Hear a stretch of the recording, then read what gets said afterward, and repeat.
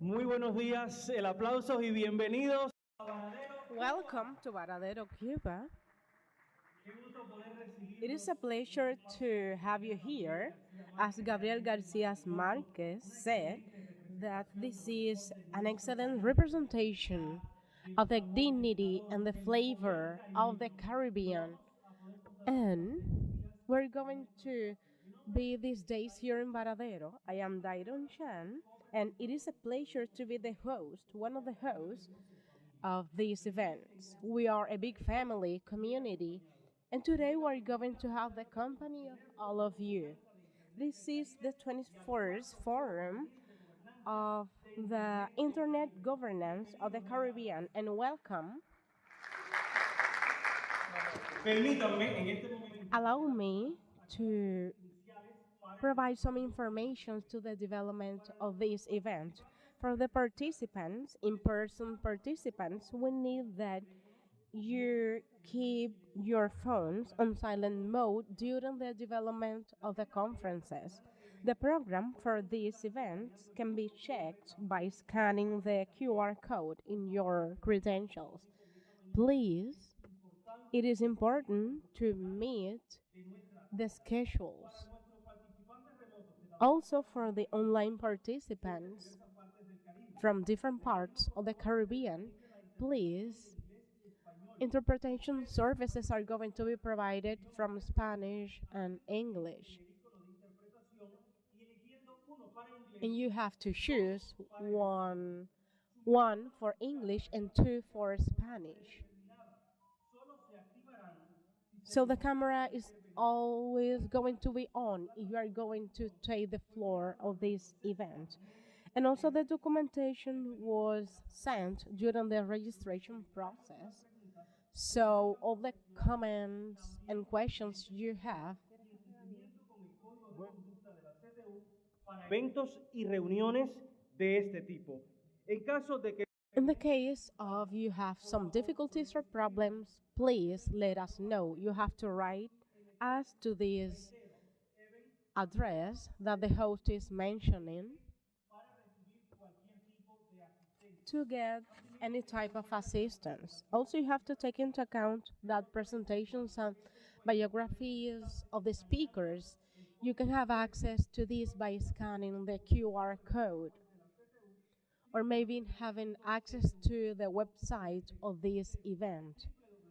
The host is stating the website you have to get access to.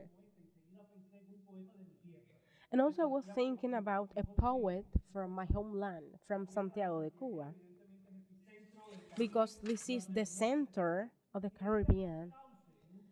And he was saying that from the mountains of the Caribbean island, we saw a rainbow, as fire, as lightning together, and they are enemies too. But there is just one rainbow in the Caribbean. And I remember that all of us, all of you, are going to conquer all these colors and that image that today and tomorrow is going to be part of the life. So today we're going to defend these colors, to defend the rainbow. And there is something missing this morning, music, and we have a gift for you. This is a special gift. This is the song of this event.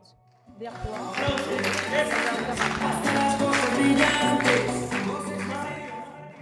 arriba. Louder. Y fíjense, no estoy solo, lo dije desde el inicio. We're not alone. I am proud to introduce someone that from the time I met her, and in this time we're always accompanied, I would like to introduce you to a powerful woman, a woman that when she comes to this nation full of energy, she is one of these people that is part of our families. She is far from Jamaica.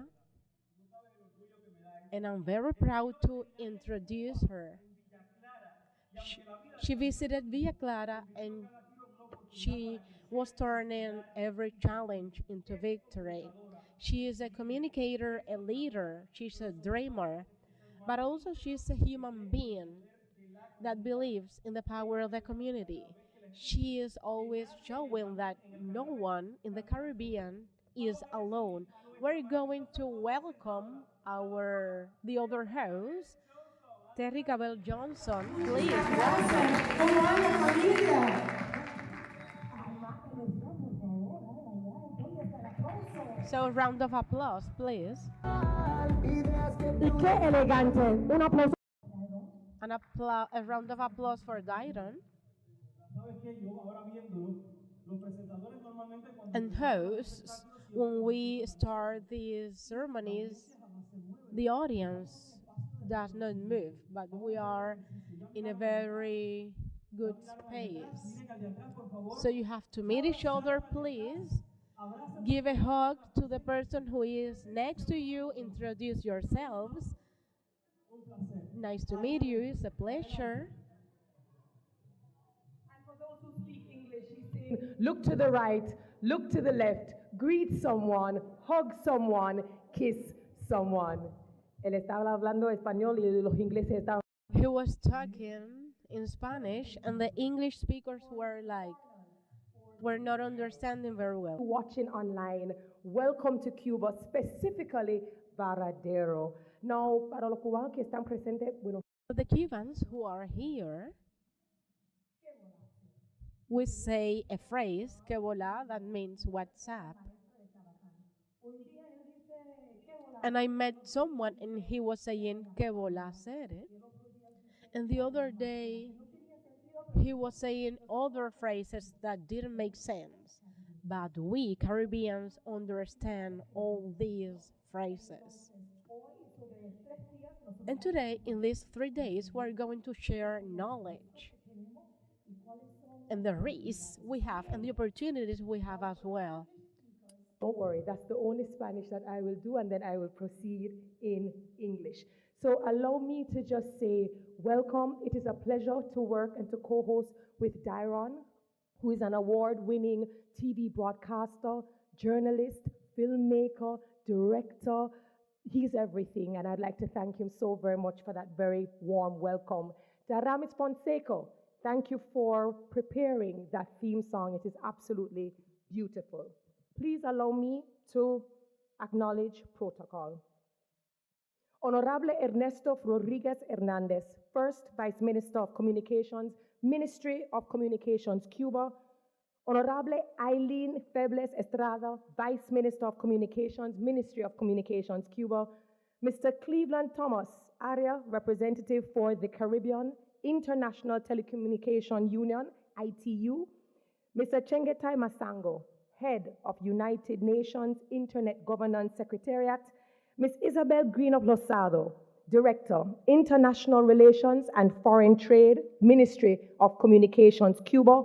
Other government officials, Government of Cuba, representatives from regional and international organizations, representatives from our partnered regional IGFs, members of the media, ladies and gentlemen all. Welcome to the 21st Caribbean Internet Governance Forum, or bienvenido al Foro de Gobernanza del Internet en el Caribe, the longest running Internet Governance Forum in the world. I am Terry Carell, pero me pueden llamar Teresa, and it is my pleasure to co-host with you this morning. For 2 decades, this gathering, led by the Caribbean Telecommunications Union and our partners across the region, has helped shape policies, strengthened networks, build capacity, and ensured the Caribbean voice is heard on the digital stage. And this right here in Cuba, we continue that proud tradition, exploring the big issues of our time, from digital transformation and resilient infrastructure to artificial intelligence and protecting the next generation. Alongside, we are thrilled to host the 4th Caribbean Youth Internet Governance Forum, because the digital future belongs to them just as it does to us. So, ladies and gentlemen, ¿estamos listos? ¿Estamos listos? Fasten your seatbelts. The 21st CIGF begins now with an interesting and important series of sessions that await us. So, the first session this morning dives into the introduction to Internet governance. ¿Qué cosa es? Current issues, status, and outlook. I now invite Mr. Juan Fernández González, member of the United Nations Internet Governance Forum, Multistakeholder Advisory Group, and advisor to the Ministry of Communications, Cuba, and he is joined by Senor Chengetai Masango, head of the UNIGF Secretariat. Por favor, un aplauso. Let us welcome Senores Fernández y Masango.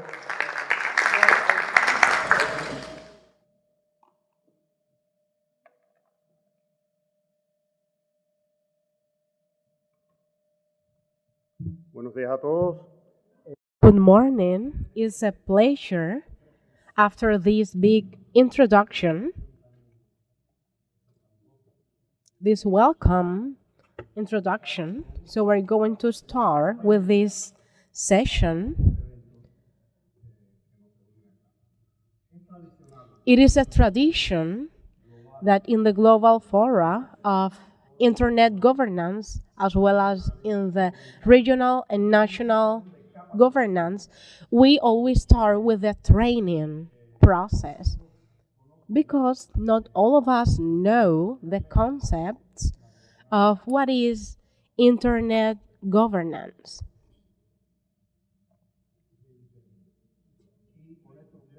And that is why, before Chengetai takes the floor, I would like to speak a little bit about the concept of Internet governance. This is a training session. I'm a professor.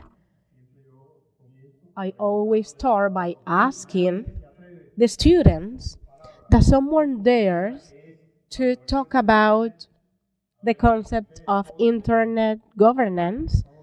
Please, people from Texas, what do you think about Internet governance? Please, can somebody talk about this with your own words? What do you think about Internet governance?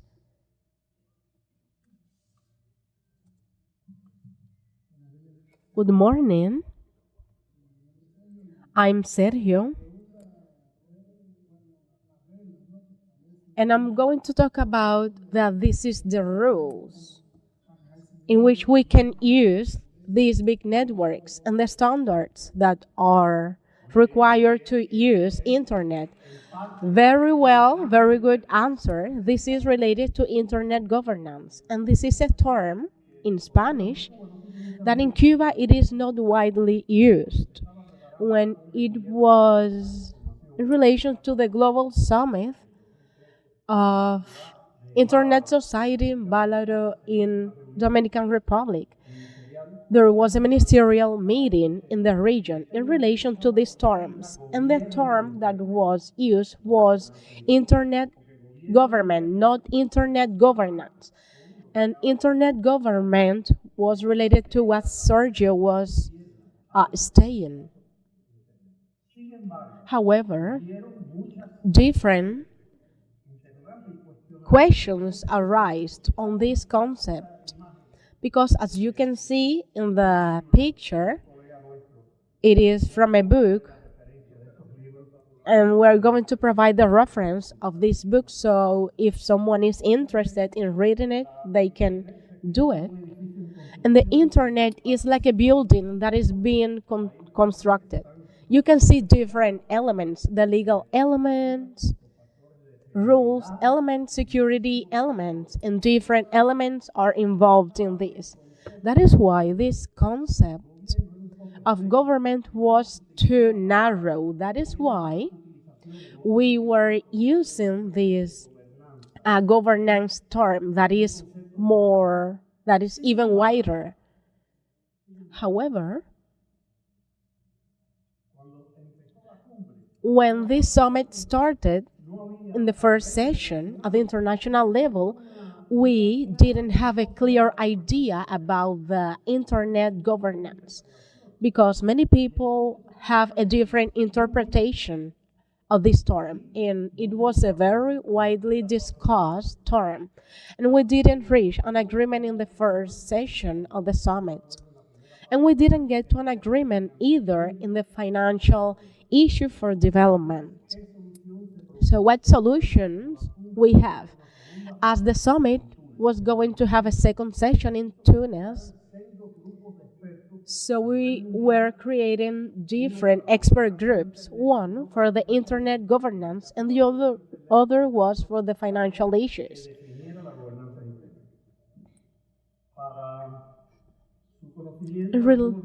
And it is, I am proudful that in Cuba, that in this group of experts, in both groups, we have Cuban experts in the financial team and in the internet governance team. And these groups were making their work. And in 2005, they provided a report that provided a concept about internet governance. And it was sent to the second session on the Second World Summit of Information Society, and they adopted these concepts. And I was one of the participants of these work teams. And we think that this is a very correct definition that has been used throughout the years. And the definition is the following one. These are the sessions of this summit, the first and the second one. This is the definition of internet governance. I'm going to take the mic to make reference to it. As you can see, it is a very comprehensive definition because it states what is internet governance. And I have to say that this is the development and the implementation of principles, standards, rules, and procedures, and decisions, and common programs. So this is internet governance. So these principles, standards, rules, procedures.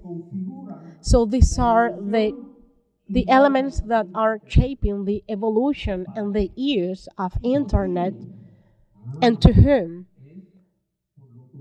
For the government, the private sector, and the civil society. At that time, these were the three sectors of society, but now we have another sector, the technical community, as we call it. So in all the sectors are involved in this. But it is important to say that all these sectors are involved and participate in internet governance and in the functions that they have respectively, because their roles and the responsibilities of the governments are not the same of the companies. That is why we have to make clear this. We are not criticizing any other sector, but companies have a special responsibility in the development of infrastructures, the implementation of solutions.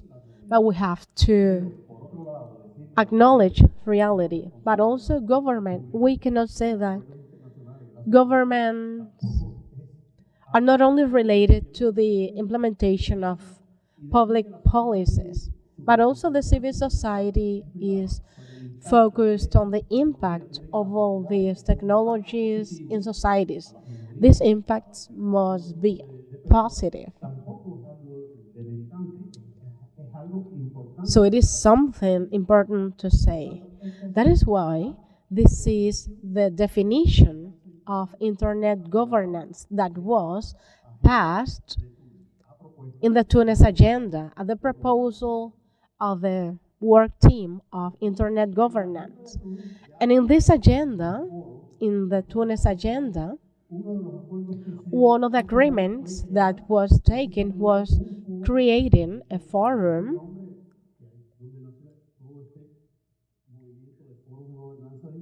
related to internet governance with.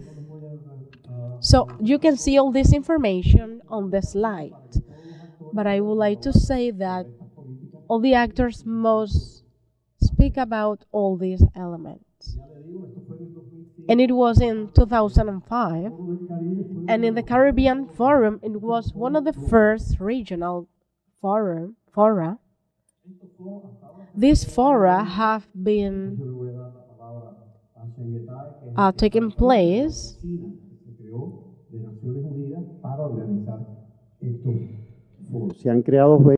So 20 fora has been taking place globally. But as you can see today, this is a regional forum.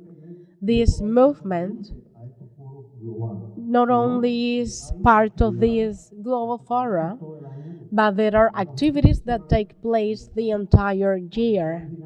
For example, dynamic coalitions, good practices fora, and also policy network fora.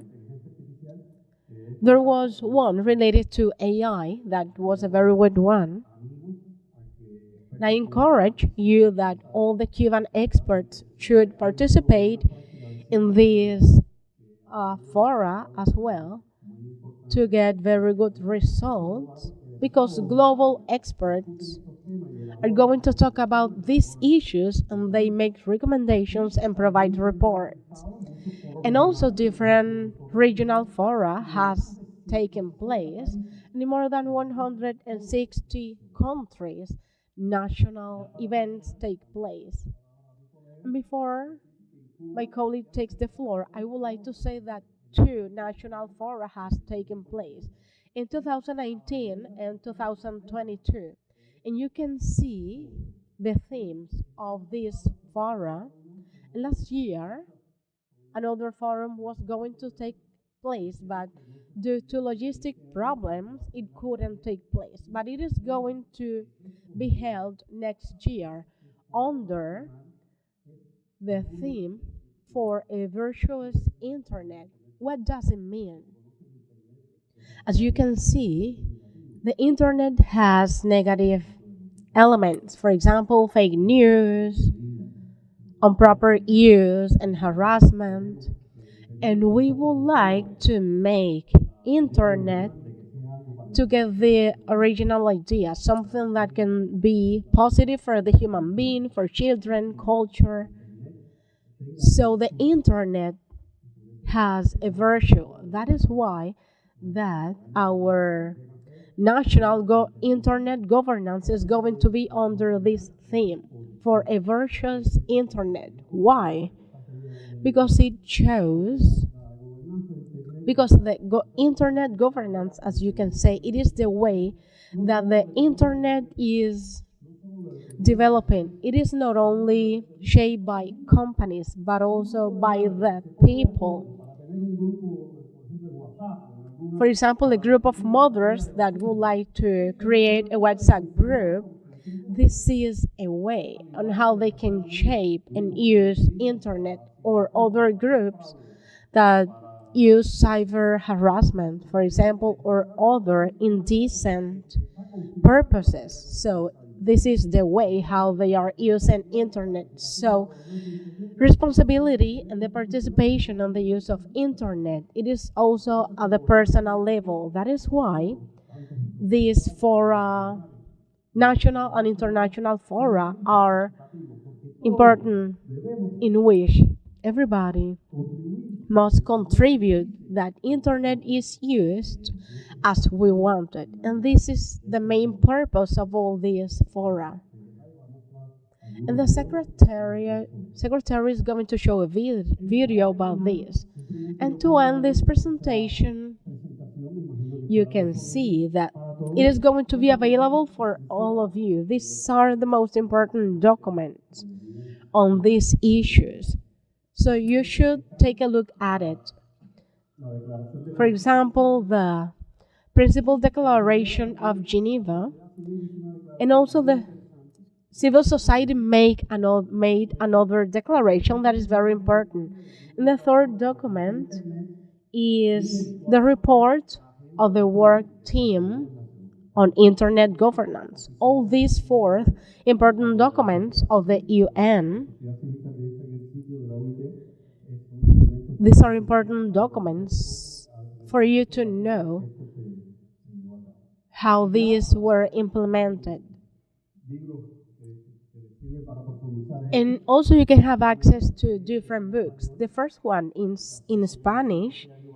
This is the 7th edition this year. The 8th edition is going to be released by Juan that was part of this working team.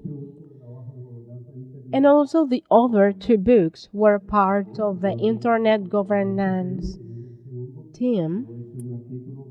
And I also wrote an article that was about how Internet governance was turning in a political issue internationally. With this, I end my presentation, and now my colleague is going to take the floor.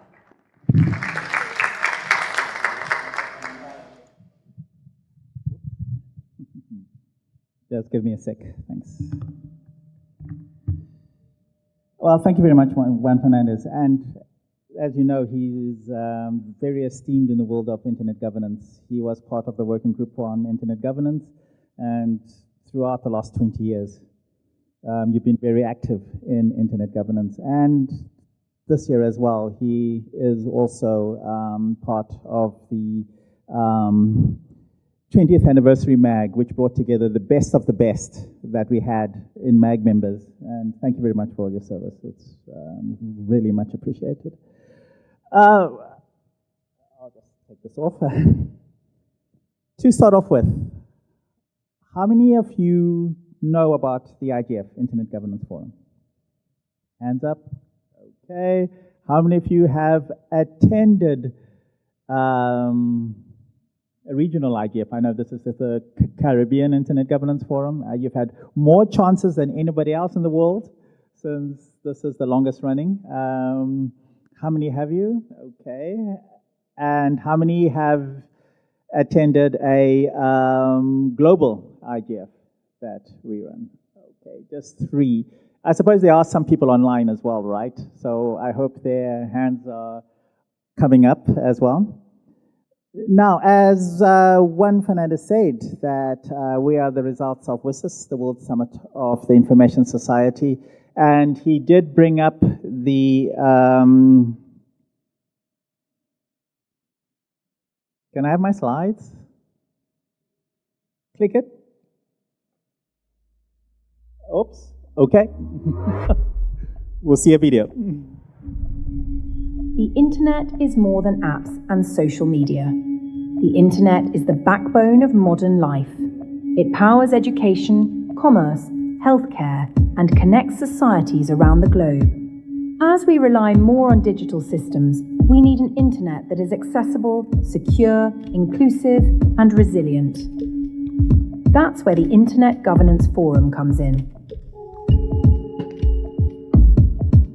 The IGF is a platform where governments, civil society, businesses, youth and tech experts come together to shape the digital future. Across more than 170 national and regional IGFs, global conversations spark local action and local realities inform global policy on critical digital issues, from AI governance and digital inclusion to cybersecurity. But an internet that serves everyone must also be governed by everyone.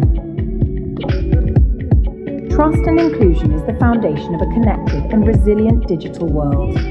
At the IGF, diverse voices from every region, sector, and discipline define the rules of our digital future, ensuring decisions are informed, uphold global values, and put people at the center of policy. And when diverse voices come together in trust, something powerful happens: innovation in governance.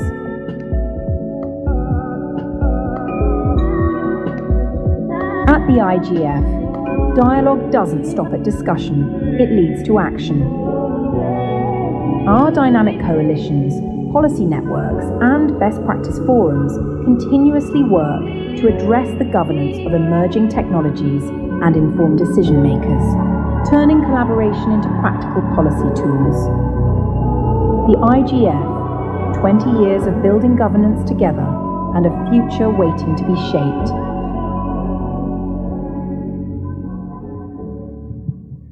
Thank you very much. So, what is the IGF? Just watch the video. Somebody? Anybody? Give it a shot. It's a global multi-stakeholder forum that... Anybody online as well? No? Who was the active person there? Yes. Anybody? Okay. Su palabra, ¿qué consideran que es el foro de gobernanza en Internet? In your own words, you can provide some ideas of the forum. Are we just discussing the physical aspects, the hardware? What are we discussing at the IGF? Policy. Okay. Just the policy or?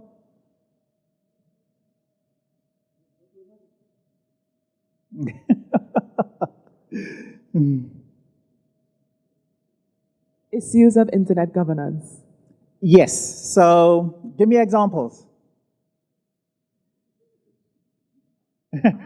I will take down your name. Please give your name to Anya and we'll take care of you for the next IGF. That's your prize. I don't know, cybersecurity issues. Give me one more and then you can sit. Data protection. Yes, thank you very much. And thank you for that. Please remember to give your name to Anya. Yes. So yes, I mean, we discussed the whole gambit. Artificial intelligence, fragmentation, avoiding internet fragmentation, human rights and freedoms, cooperation, and also trying to fix the digital divide.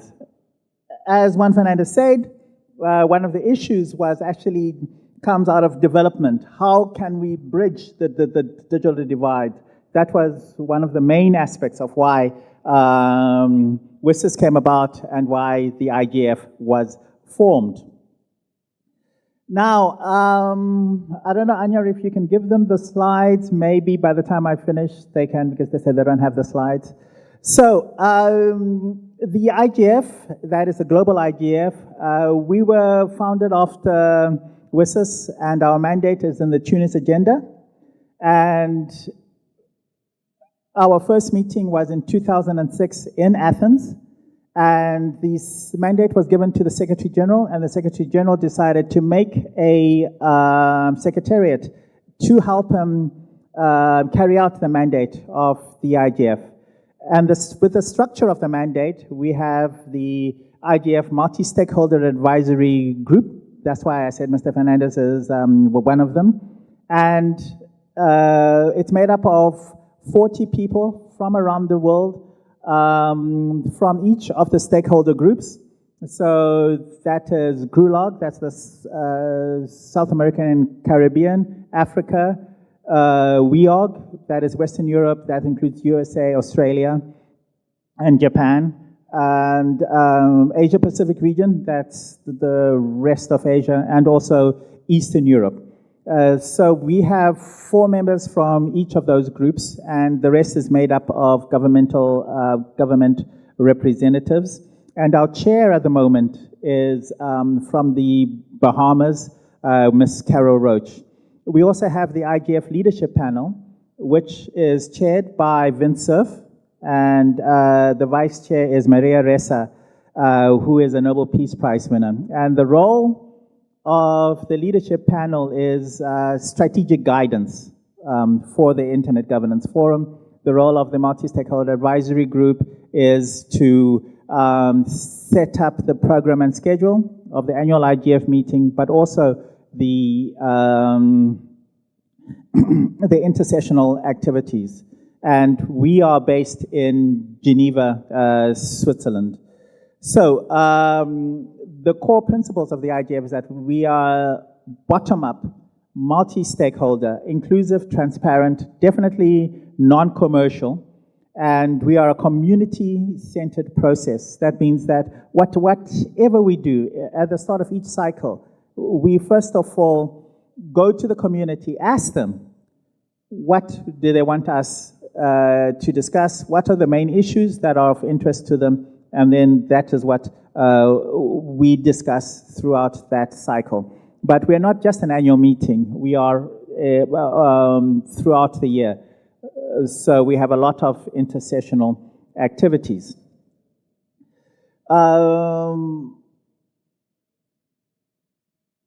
So as Mr. Fernández has said, that this year was the 20th IGF. We started off in Athens. We've been to Brazil twice, I think. We've been to Mexico as well. In Africa, we've been to Sharm el-Sheikh, that's in Egypt, and Nairobi.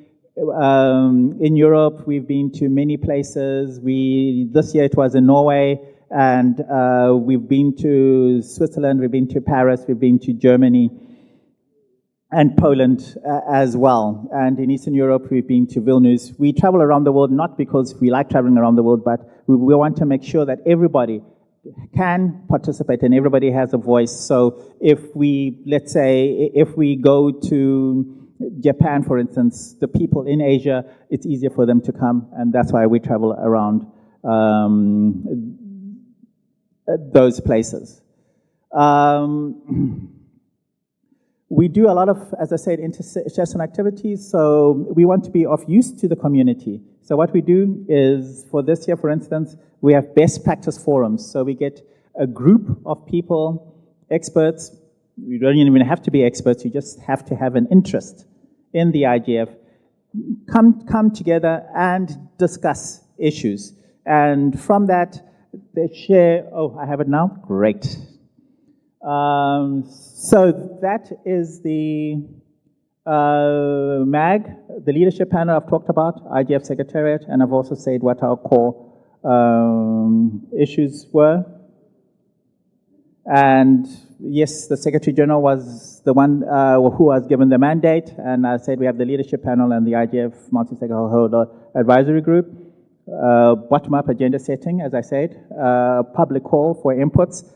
So we're not a top-down activity, we're a bottom-up. And we tend to say that we copy how the internet is formed. The internet is not a top-down model, it's a bottom-up multi-stakeholder model.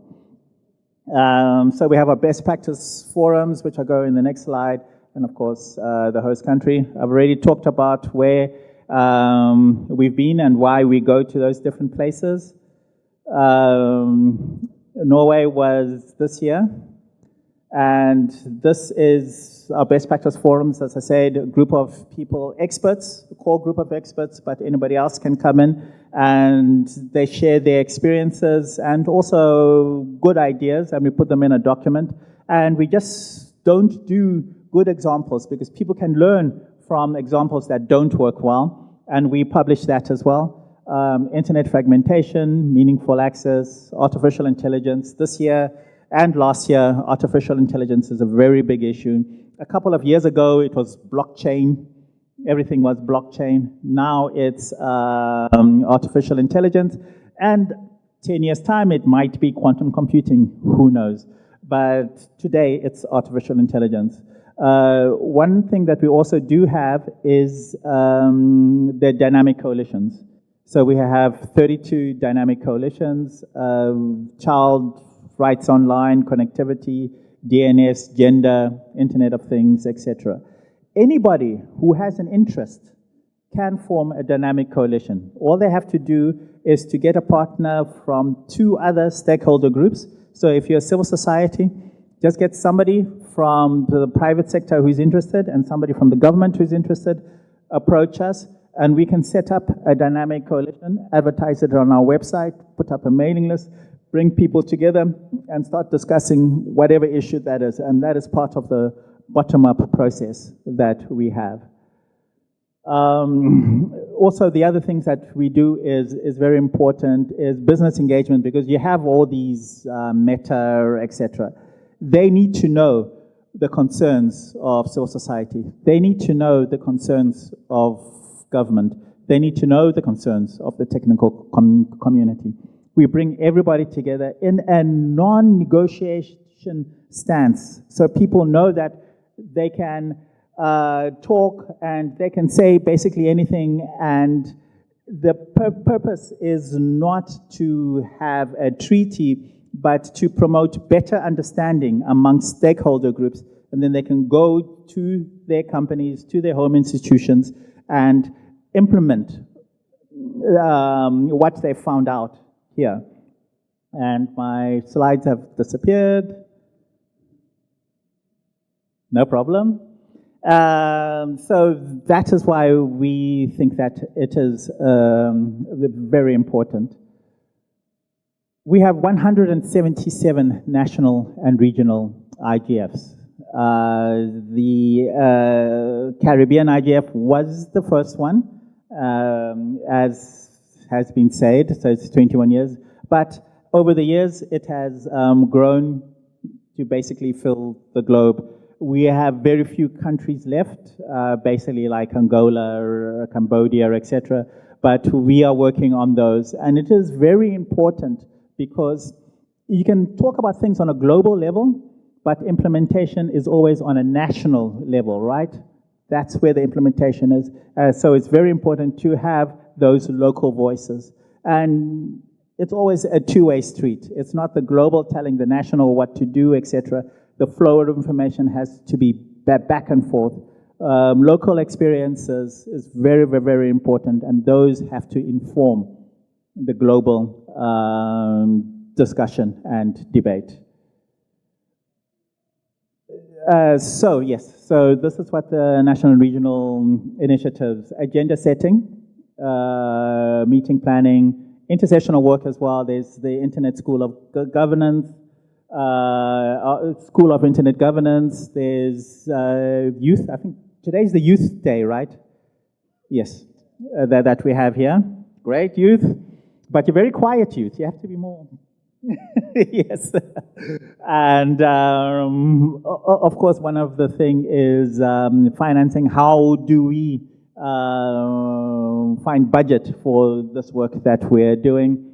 And then, of course, outputs. The outputs must mean something, and they must inform. And so we work together. And Anya Gengo over there, who's sitting there, is actually the coordinator within the Secretariat of the national and regional initiatives. 20 years of the IGF. Let me go past that. And also, one of the most important things, as I said, was the outputs for the IGF 2025 meeting. All the outputs are available on our website. You can go there and see the outputs, our best practices, as well as all the other discussions that we had. This year, I think we had over 100. Anya, how many sessions did we have this year?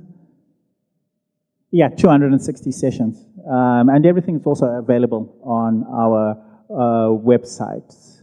So the most important thing about the IGF is knowledge exchange, ideas exchange, and that's what we do. And we do that with all these different types of communities so that they don't just discuss in silos. The other thing is that we are very much tied to the SDGs, and each one of our sessions has a link to specific SDGs. And last year as well was the Global Digital Compact, I think was mentioned. And we are also trying to implement the Global Digital Compact. So these are the sustainability goals that each one of the sessions are attached to. I won't go into that because my watch says I've got 3 minutes. I hope I don't have 3 minutes. I can go on. Okay, good. Have you heard about the roadmap for digital cooperation? But the results was, of course,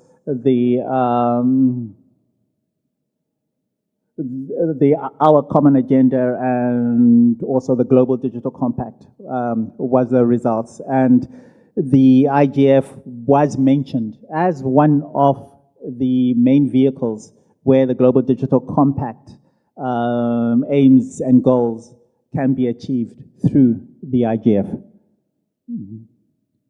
I'll skip that, but I'll make this slide available because these are all the other things that are in the our common agenda, but that's outside our scope of discussion for today. Those are the paragraphs that the GDC mentions the IGF, but I think that's, again, this is just an introductory course. Outputs. As you know, this year is the end of the third mandate of the IGF, and the General Assembly is going to vote on whether or not to continue the IGF next year. The President of the General Assembly has appointed two co-facilitators, the ambassador from Kenya and the ambassador from Albania, to carry out consultations. I'm going to ask another question. Has anybody participated in those consultations at all? Tracy, I'm sure you have. Come on. Yes, thank you. And anybody else? They're going to hold further consultations, and I do urge you, because we need the voice of the Caribbean in there as well. Tell us what you like, what you don't like, whether or not you think the IGF as a whole, not just the global IGF, but this whole thing is useful for you. And if so, please make your voices heard. So that's going to happen in December when the vote is going to take place. But there's going to be various other consultations that will take place. So I do urge you to make your voices heard. And it's not just the IGF, it's also the whole WSIS action lines as well. How to stay connected, please. Subscribe to us. Talk to us. Talk to Juan Fernández. Talk to Anya. We're around. Come to our website. Join the mailing list. Just dive in. Oh, I don't know anything about internet fragmentation. It doesn't matter. We're here. Listen to the discussion. Ask questions. There's no such thing as a silly question. The only silly question is the question that has not been asked. You have to ask questions, and that's how we learn. And everybody is helpful, and everybody wants you to learn. And we're all trying to uplift ourselves so that we can better engage in the discussion. And this discussion is not just taking place in one locus. It's taking place globally, and your views and your opinions are heard. And I think that is very, very important. With that, before I ask questions, because we need for you to ask me questions, because I've been asking you questions, let's just hear the video from Vincent.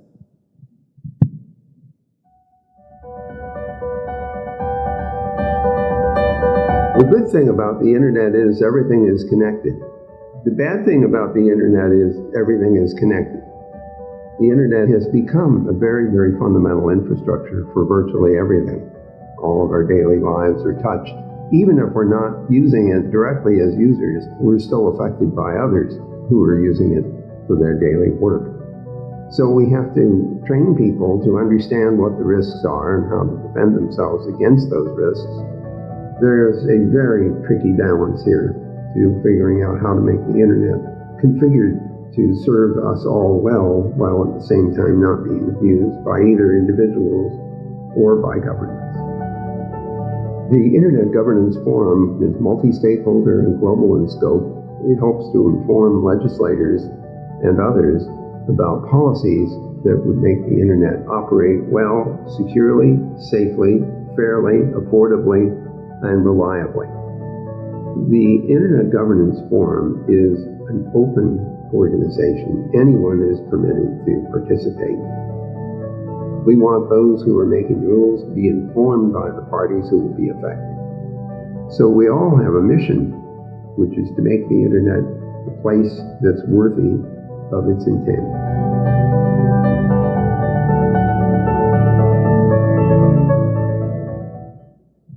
Okay. Questions, either for myself or Juan Fernández?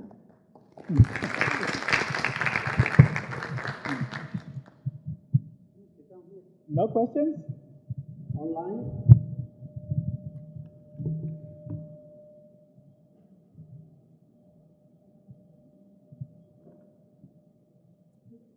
Thank you, Tracy.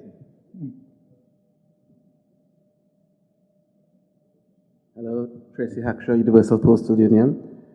So you mentioned about the renewal of the IGF at a meeting in the New York United Nations this year.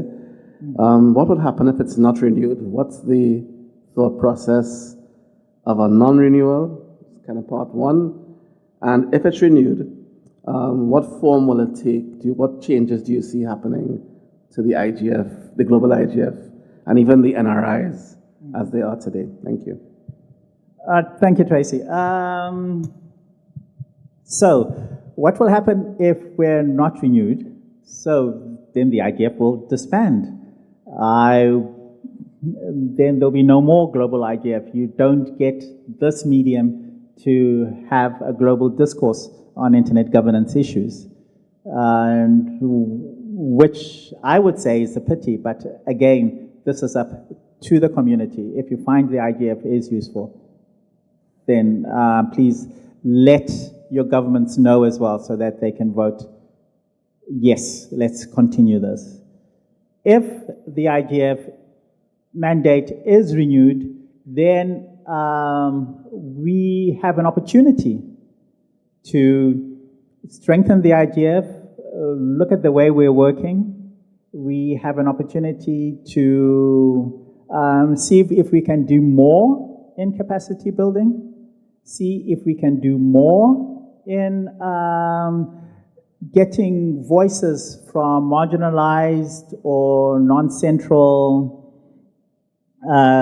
places. When I say non-central, we're talking about central from the places of power, of course, because as far as I'm concerned, the center is where you are, wherever you are.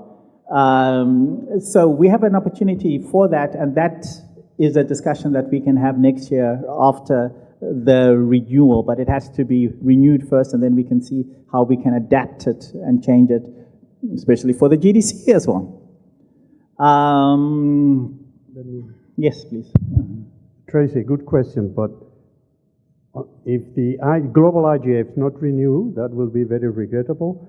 But on the other hand, the national IGF and regional IGF can go on because they're not dependent on that mandate.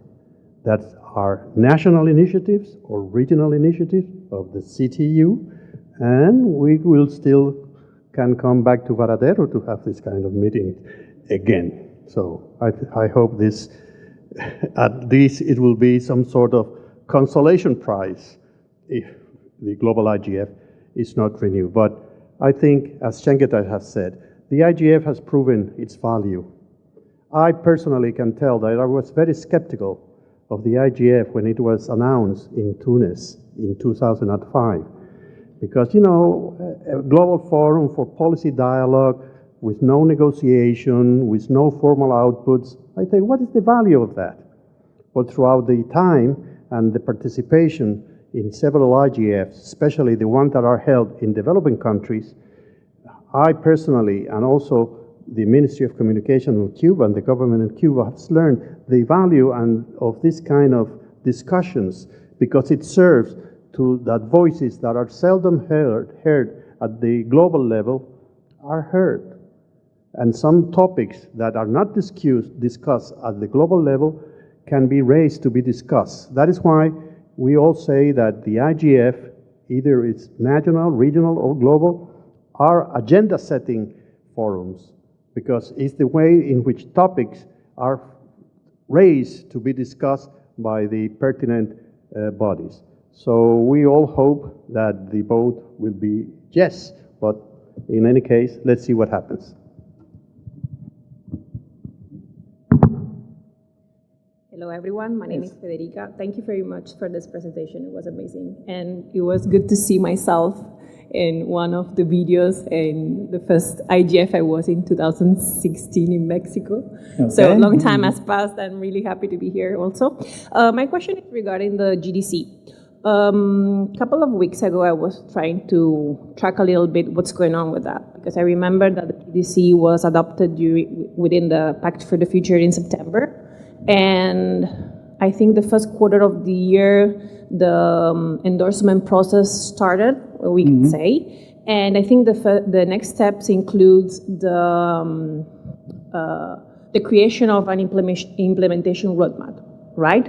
But I hadn't seen anything, or at least maybe I hadn't searched very well. So I would like to ask what's going on with this process, and if in some ways this roadmap will be discussed also in the General Assembly at the end of the year with the WSIS Plus 20 news. Thank you very much. Yeah, no, thank you for your question. If I'm not mistaken, I think they have until September to produce the roadmap. Sorry. No, the adoption was of the GDC was last year in September. That's what I said. Yeah, no.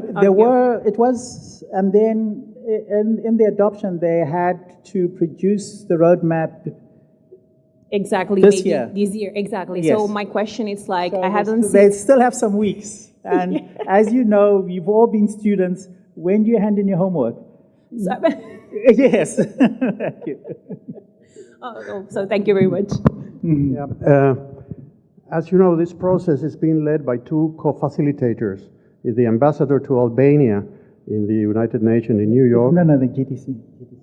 No, but GDC, it's the same of WSIS Plus 20. And it's part of the same process to create a unified roadmap. That it's part of the same process. It's already unified. And the first draft, because, well, I told you the co-facilitators, the ambassador from Albania and the ambassador from Kenya. And they already, they have a website in UNDESA in which all these steps are there. The roadmap is part of in that website as well. It's part of the process. I don't know if it's been taken care by the same people, but thank you, because actually I didn't know about it. And, it wasn't clear. They has published an elements paper that in some way it gives a hint of what the resolution will be. There's been a lot of comments. All those comments, even including from Cuba, are in the website. I urge you to consult those comments. And it's expected now by the end of August that the first draft will be published, and then negotiation will start. This negotiation, as usual in United Nations, it will be intergovernmental, but in this case, there have been some step taken to get the input and the contribution of the rest of the stakeholders. So that is a process that unfortunately is not very long, because I think the discussion, but we all hope that we will get a document to be approved at December in the General Assembly. Thank you very much, because actually my doubt was if the two process was like merging together and be addressed. Because as you said, I saw the element paper and as well the roadmap who was more structured for the WSIS, but I didn't know that the GDC was like attached to this. Thank you very much.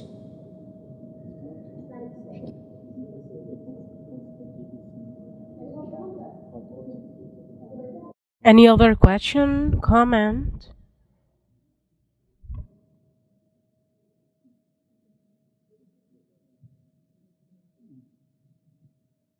Thank you very much. We have to go. And please, we're here. Just come and talk to us. Thanks.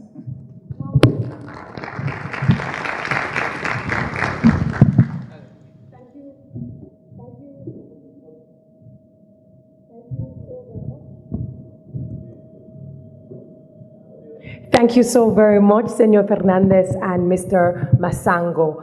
For the audience, just very, very, very quickly, I want to share los aspectos más destacados, okay, en español e inglés. Number one, en cuanto a la gobernanza del Internet, no es estrecho. Como In relation to the IG, this isn't a narrow concept. Are the key highlights. Number one, with reference to the internet governance, it is not just narrow, but it's actually like a building that has a lot of influences, a lot of factors: legal, security, social, and human rights. Punto dos. Tenemos que preguntar tres cosas. We should ask three things. What are the rules, decisions, standards, programs?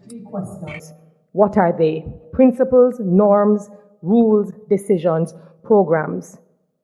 ¿Para quién? Who is it for? El gobierno, el sector privado, sociedad civil. It is for the government, private sector, civil society. Pero el por qué. Para la evolución del uso debe ser inclusivo, debe incluir, debe proteger, enriquecer, empoderar, capacitar y debe ser equitativo. For those of us in English, we're asking, why is it necessary?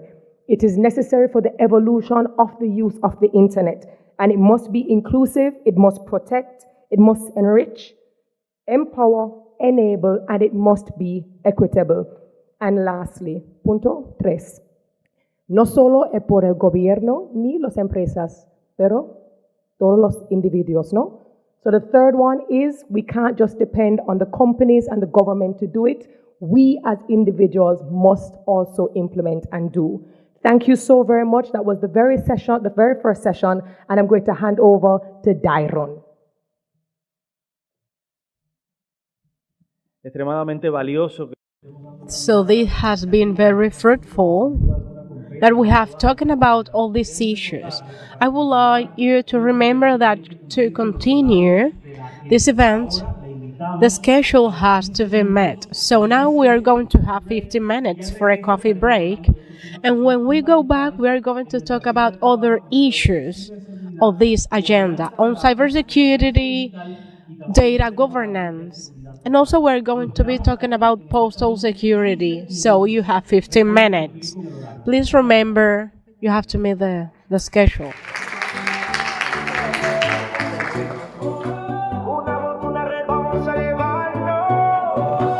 Desde las islas hasta las costas brillantes, voces que se alzan construyendo puentes gigantes. Juntos llegamos con ideas por compartir. El futuro es nuestro, listos.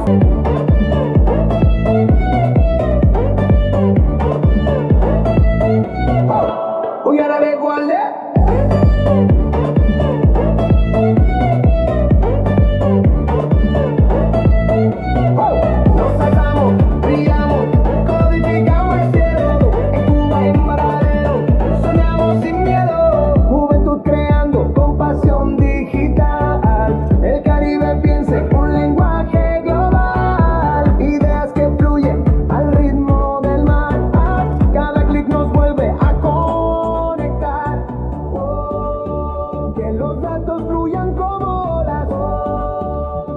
Muy buenos días, una vez más. Vamos a continuar con nuestro programa, con nuestra agenda de... Morning, everyone. Once again, we would like to continue with our agenda.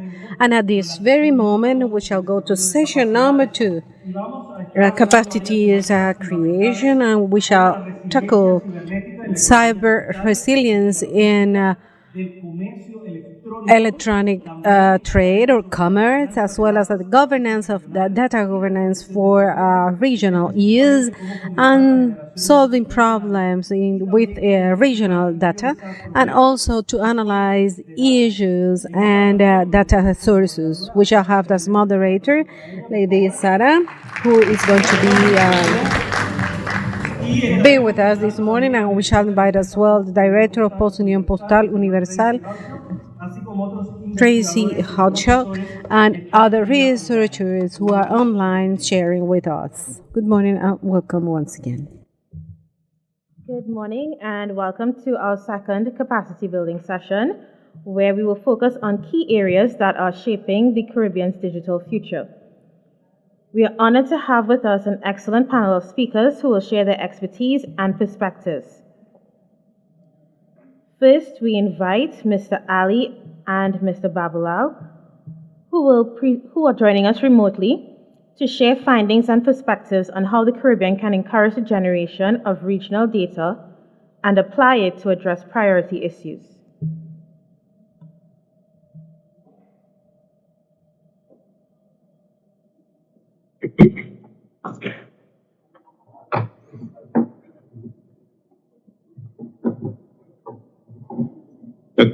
Okay, can everyone hear me? Am I sure that I'm supposed to go now? All right.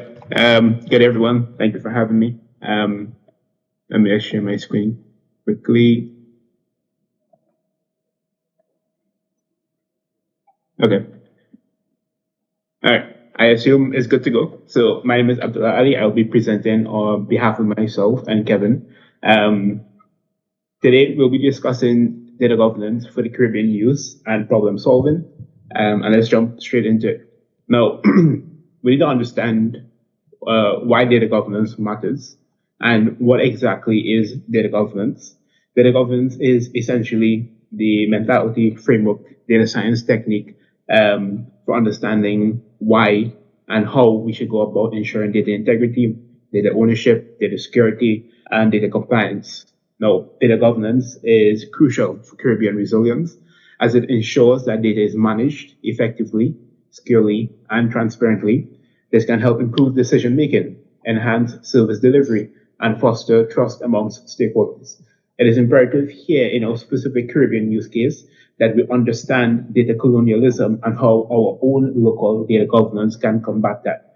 For those who may not be aware, data colonialism is essentially the thought process that the data that we use, the data that we collect, the data that we've been fed, is essentially serves purposes of other nations, other societies other than our own, and it is something that we've been consistently battling for years. It also offers tailored problem solving because the situations and scenarios that we have in the Caribbean are completely different many a times across different solutions that are solved and integrated in many first world countries or many different continents across the world. It also fosters collaboration amongst Caribbean countries.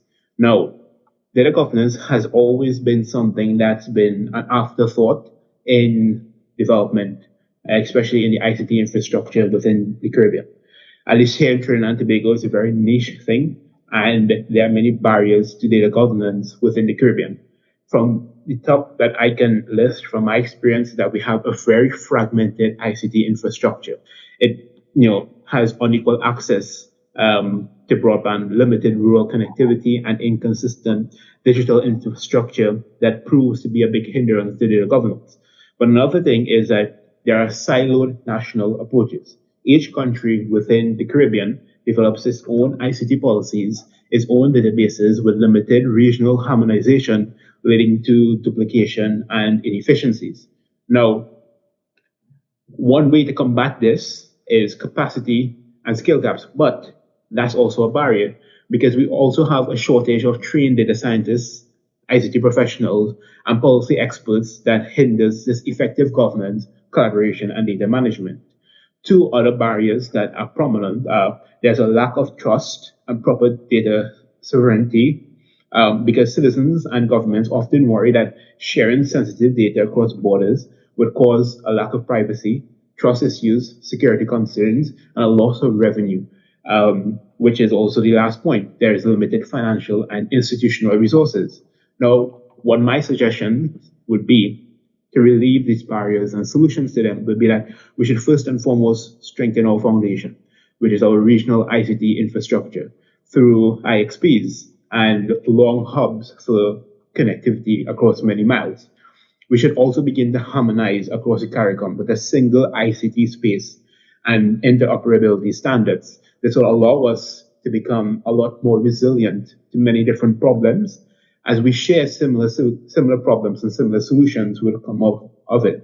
This will allow us to build trust with each other and cause transparent governance. This will also allow us to leverage regional and multilateral funding. So many countries within the Caribbean are often victims of inequality amongst wealth. This will allow us to support each other the same ways that we support each other when hurricanes pass through causing damages. We've always been standard and unified in this stance. So we should adopt a similar mentality when we begin to invest these skills and build our capacity together. Now, current challenges in ICT infrastructure, as I would have mentioned, is a big problem, but there's often limited access to reliable internet services across the Caribbean, some countries more so than others. And as a result, that causes inadequate regional coordination efforts. And as a result, that chain reaction now causes lack of interoperability between systems across many countries. And the best way to solve this would be financing. Money is always the biggest motivator. And unfortunately, that is a challenge as well. Insufficient investment into data infrastructure. Now, we've talked about the problems. We've talked about problems across, the external situations. However, in the Caribbean, we have unique scenarios. As I would have mentioned earlier, there are scenarios that other countries would have solved. But we have our own situations here. And from my personal research, from my personal experience, the top 4 priorities that we should begin investing in and solving problems are in climate resilience, education, health, and economic development.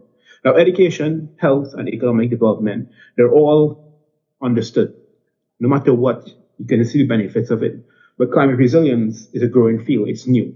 And what many people fail to realize, many Caribbean countries often rely on ecotourism as their main source of income, whereas countries like my homeland, Trinidad and Tobago, relies mostly on natural resources like oil, for example. Caribbean countries like Barbados, for example, their biggest motivator for financial revenue is tourism. Now, when acts of God, for example, natural disasters pass through, this threatens their livelihood. And being able to have a proper data governance framework that will allow us to facilitate proper solutions to help mitigate and solve these problems would facilitate better climate resilience and overall benefits for all included. Now, I've spoken a lot about Caribbean regional integration. We're working together. And I would encourage regional data generation because, for example, some countries might be able to better facilitate data generation that would allow other countries to use that same data for solutions. For example, in Trinidad and Tobago, we have a big problem with flooding. And our flood stats may be able to facilitate solutions in flood for other countries that don't have the necessary infrastructure. Data is always the beginning step to any problem solving. It's like water. Whenever astrophysicists look towards the stars, they look for signs of water because water is considered the biggest indicator and mark of intelligent life or life as a whole. And it's the same thing. For us, our water is data. And without it, you can't start to do anything.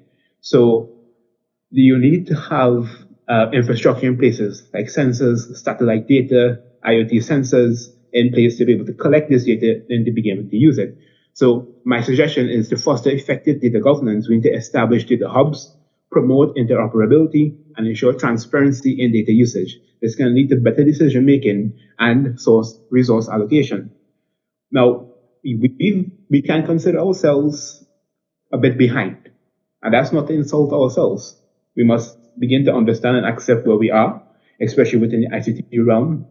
Compared to other nations, we are behind, and that's fine. In a way, it's a blessing in disguise because being behind, we get to see what others do first. Yes, we're not the forefront, but because we're behind, we get to see what works and what doesn't work. We get to look at global use cases. We get to see what other countries would have done. And we see, hey, they have use case X and they have solution Y, and this worked. It cost them X amount of money, but for us, we can adjust it and integrate it. Now, I like to examine global examples whenever I do my case studies and researches. Recently, I was working on papers that require AI policies for the Caribbean that should be implemented in climate resilience. And one of the first things that we always do, we look to see across the board where solutions are being implemented. And no matter where we looked, whether it was the Netherlands, whether it was Kenya, France, America, India, they always had some solid data governance framework that facilitated them to be able to work together as a cohesive unit to find solutions. In Kenya, for example, a country within the African continent, well, many often don't think that would be the first and foremost in any sort of innovative ideas in ICT. But here they are, being an example for us to look upon. They've created health dashboards, just like France, who has created clinical data warehouses that provide valuable insights on how these models can be adopted for us in the Caribbean. For example, Tanzania and Uganda, they're also working on flooding solutions just as here, and we are currently working with them in our research organization to sort of utilize their techniques for our own use case. So yes, we may not have the same situation as them, but we can look to see what works and adopt it to our own use cases. Now, my proposed solution for the Caribbean would be build a regional infrastructure sharing program. Begin to standardize a data platform that allows interoperability, that allows systems in finance, systems in education, systems in health to work together, to have a backbone that allows for better facilitating of many of our problems. We don't have to start big, we have to start small, and baby steps are the way to get there. And give governance frameworks for those data usage are our said baby steps. We need to understand the outcomes that dashboards will bring for tracking our progress and bringing in a next level of data analytics to our benefit. Now, I've spoken about the problems, I've spoken about possible solutions, but let's begin to materialize what we can imagine for our own use cases, what we can begin to see, what stakeholders should pay example to, and what stakeholders should have at the back of their mind as their end goal. Now, I've selected at random 5 countries within the Caribbean. I unfortunately cannot do all. And from my understanding through research, this is what I've seen as the biggest problems or the biggest pain points that can be solved. And I focused it specifically on my research area, which is generative AI and usage of agentic systems. And of course, data governance frameworks are the must for all of these. And I began to make recommendations, or some of these are already being implemented. For example, I will start with at home for myself, Trinidad and Tobago. We already have flood management being developed. Agentic AI predicts flooding utilizing ODPM plus shared hydrology data for faster disaster response and for faster notification systems across the island. This will help mitigate the financial loss, protect life, protect structure, protect property, and overall begin to help the government and the necessary agencies facilitate better flood management. For Barbados, for example, tourism resilience, AI-driven visitor flow, climate impact forecasting, sustainable tourism. Jamaica, healthcare optimization, AI triage, patient data analytics, stronger healthcare delivery through interoperable health records. Dominica, hurricane preparedness, AI early warning systems to stimulate storm impact. Success depends on the transfer of disaster plus infrastructure data. Haiti, agriculture and food security, which is a big one. We know Haiti is one of our sister islands that always needs some sort of help. And this is the best way for us to help through regional collaboration. We create AI systems for crop monitoring, climate models, better harvest outcomes, and share standardized data plus farm data. Now, in the end, here's my call to action. My call to action would be for government agencies, leaders, stakeholders, both private and public, to establish regional data governance framework. Work with the subject matter experts that we have already in the Caribbean. Look towards ourselves first before looking at elsewhere, because we have the necessary talent to facilitate X, Y, and Z. Invest in the ICT infrastructure improvements. That's our foundation. Without a road, we can't properly drive a car. It's simple as that. We need to have our roads built in the ICT infrastructure to see our improvements coming. Foster collaboration amongst stakeholders within our own countries and within each other. I would love to see Jamaica, Trinidad, Guyana, Cuba, Haiti, Barbados, and all the other countries begin working together, just as we have always had. We share common history, we share common background, many of us share similar cultures. Why not continue to collaborate like this?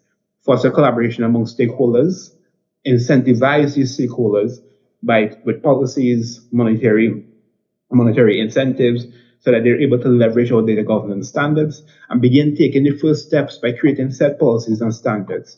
Someone has to take the first step, and it should be one of our leaders. Someone takes the first step to show where we're going, begin to set an end goal, set out time frames, frameworks, and how we're going to get there, begin incorporating everyone into a program so that we have a collaborative experience moving forward. And in the end, I believe firmly, if that we're consistent with it, we can begin to see the fruits of our labor, just as many other countries, continents, and nations have already.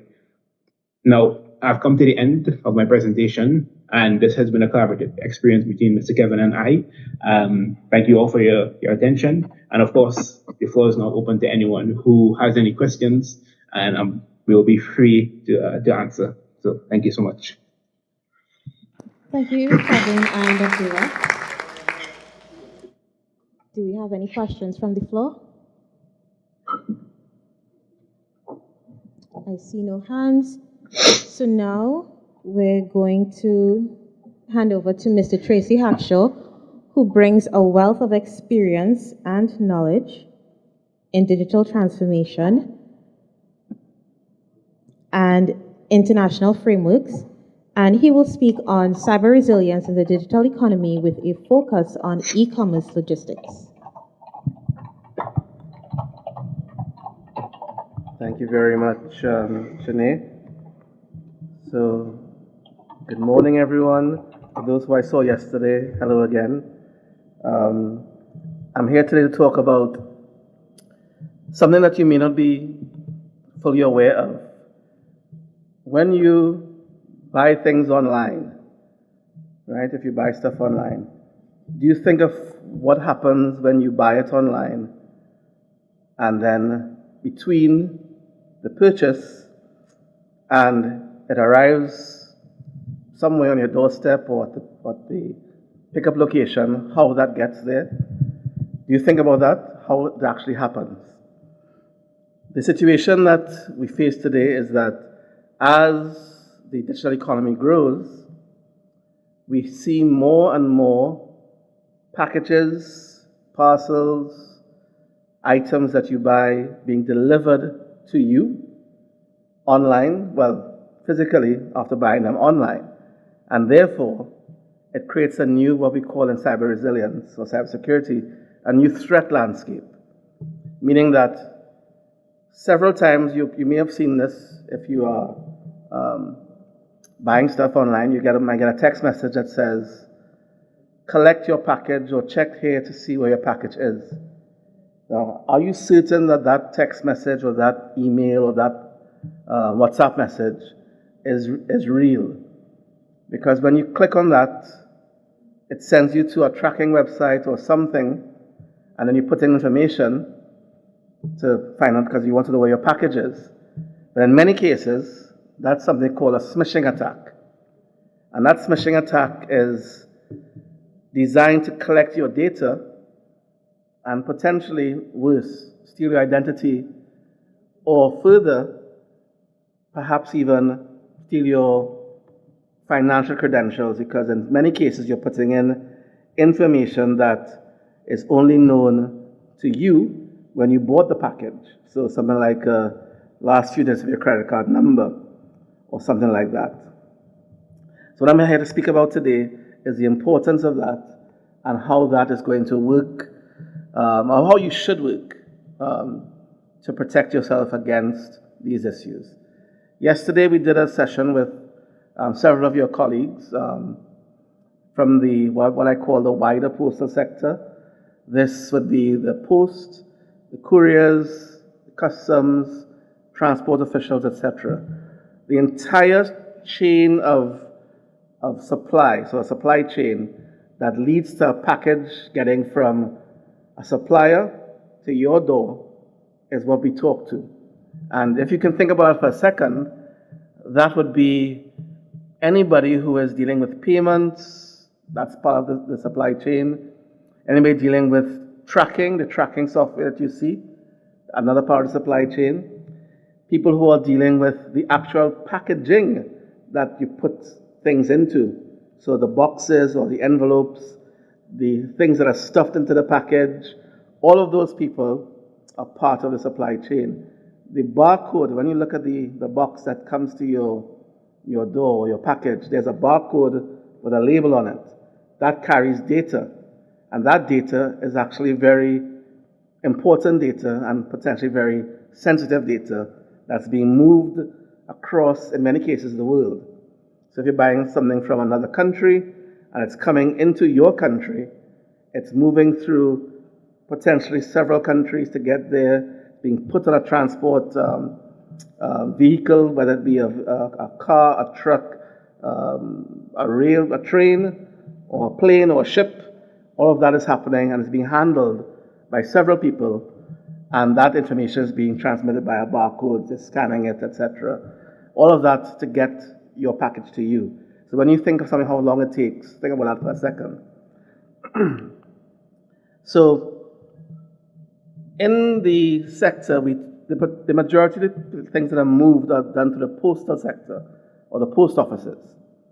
In some parts of the world, we would see that being moved through couriers as well. So you would have heard of FedEx and UPS and DHL and others, but also private couriers that you may not have heard of. They are moving this information throughout the world. And as we increase our digital presence, the digital economy grows. As you can see here, as many as 70% of the posts are now getting involved in the digital economy through digital inclusion projects. Many of them are doing e-government services. 71% are e-commerce services, and they're also offering digital financial services. Now, it's not moving. Where am I? Okay, good. Now, 34% of the posts show signs of becoming a one-stop shop for digital services. And again, that shows you how things are growing in the sector. And the infrastructure is becoming critical across multiple channels. Do you know that there are over 500,000 post offices in the world? In fact, there are 650,000 post offices around the world. And many of those post offices are, if you look at them, they have boxes where you can collect in your packages as well. But of course, it's also a place where the postal workers are working from to pick up your information or your packages and deliver it to you.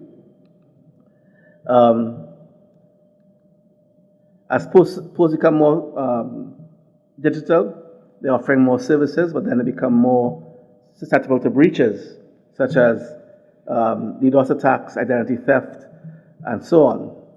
And of course, there are many partners that are involved in this as we go forward. But as we look at the landscape of the posts, you would see that their cybersecurity posture is not exactly where we want it to be. As a matter of fact, if you look at these slides that I'm showing here, you will see that while they have basic security on the website, if you look at what's happening in the organization, you will start to see that less and less of them are implementing practices in the organization that would allow them to become more resilient, as we say in the industry. So less than half in many cases are implementing good practices, and that's of concern to us in the UPU. And if you look at what's happening with training and staff, again, based upon where you are in the world, if you look at the red lines, you'll see at the bottom of the list, Latin America and the Caribbean is, in many cases, the lowest rung of the ladder in terms of those who are preparing themselves to become more secure in this industry. So if you look at the first one, well under 50% of Latin America and Caribbean offer cybersecurity training to their staff members. And if you look at the slide that talks about implementing cybersecurity crisis management plans, only about 30% or so are implementing plans in the region, and so on. And the budgets in these organizations are not keeping up with the workload. So the key thing with cybersecurity is that it does require money to ensure that the cybersecurity posture is improved and cyber resilience strategies are implemented. Without money, without budget, nothing can happen. Only 35% of the sector is, according to our survey, is affiliated with the national CCERT or CERT. And that's also very concerning to us, in that it's not seen as critical infrastructure, it's seen as almost as an add-on to what's going on in the digital economy. And what we're trying to do by coming here and talking to you and so on is show you that this physical part of the digital economy is still extremely important, because without that, you cannot get the things that are happening through e-commerce, the packages, your services, your goods. And without that happening, and let's assume that a post or a courier goes down, you will basically break the digital economy train that's going on in terms of e-commerce. So we're hoping that this session will allow you to tell your colleagues and to take this more seriously, that cybersecurity is a very important part of not just for payments and online things and websites, but also for the thing that happens after you buy something online, which is why I talk about e-commerce logistics.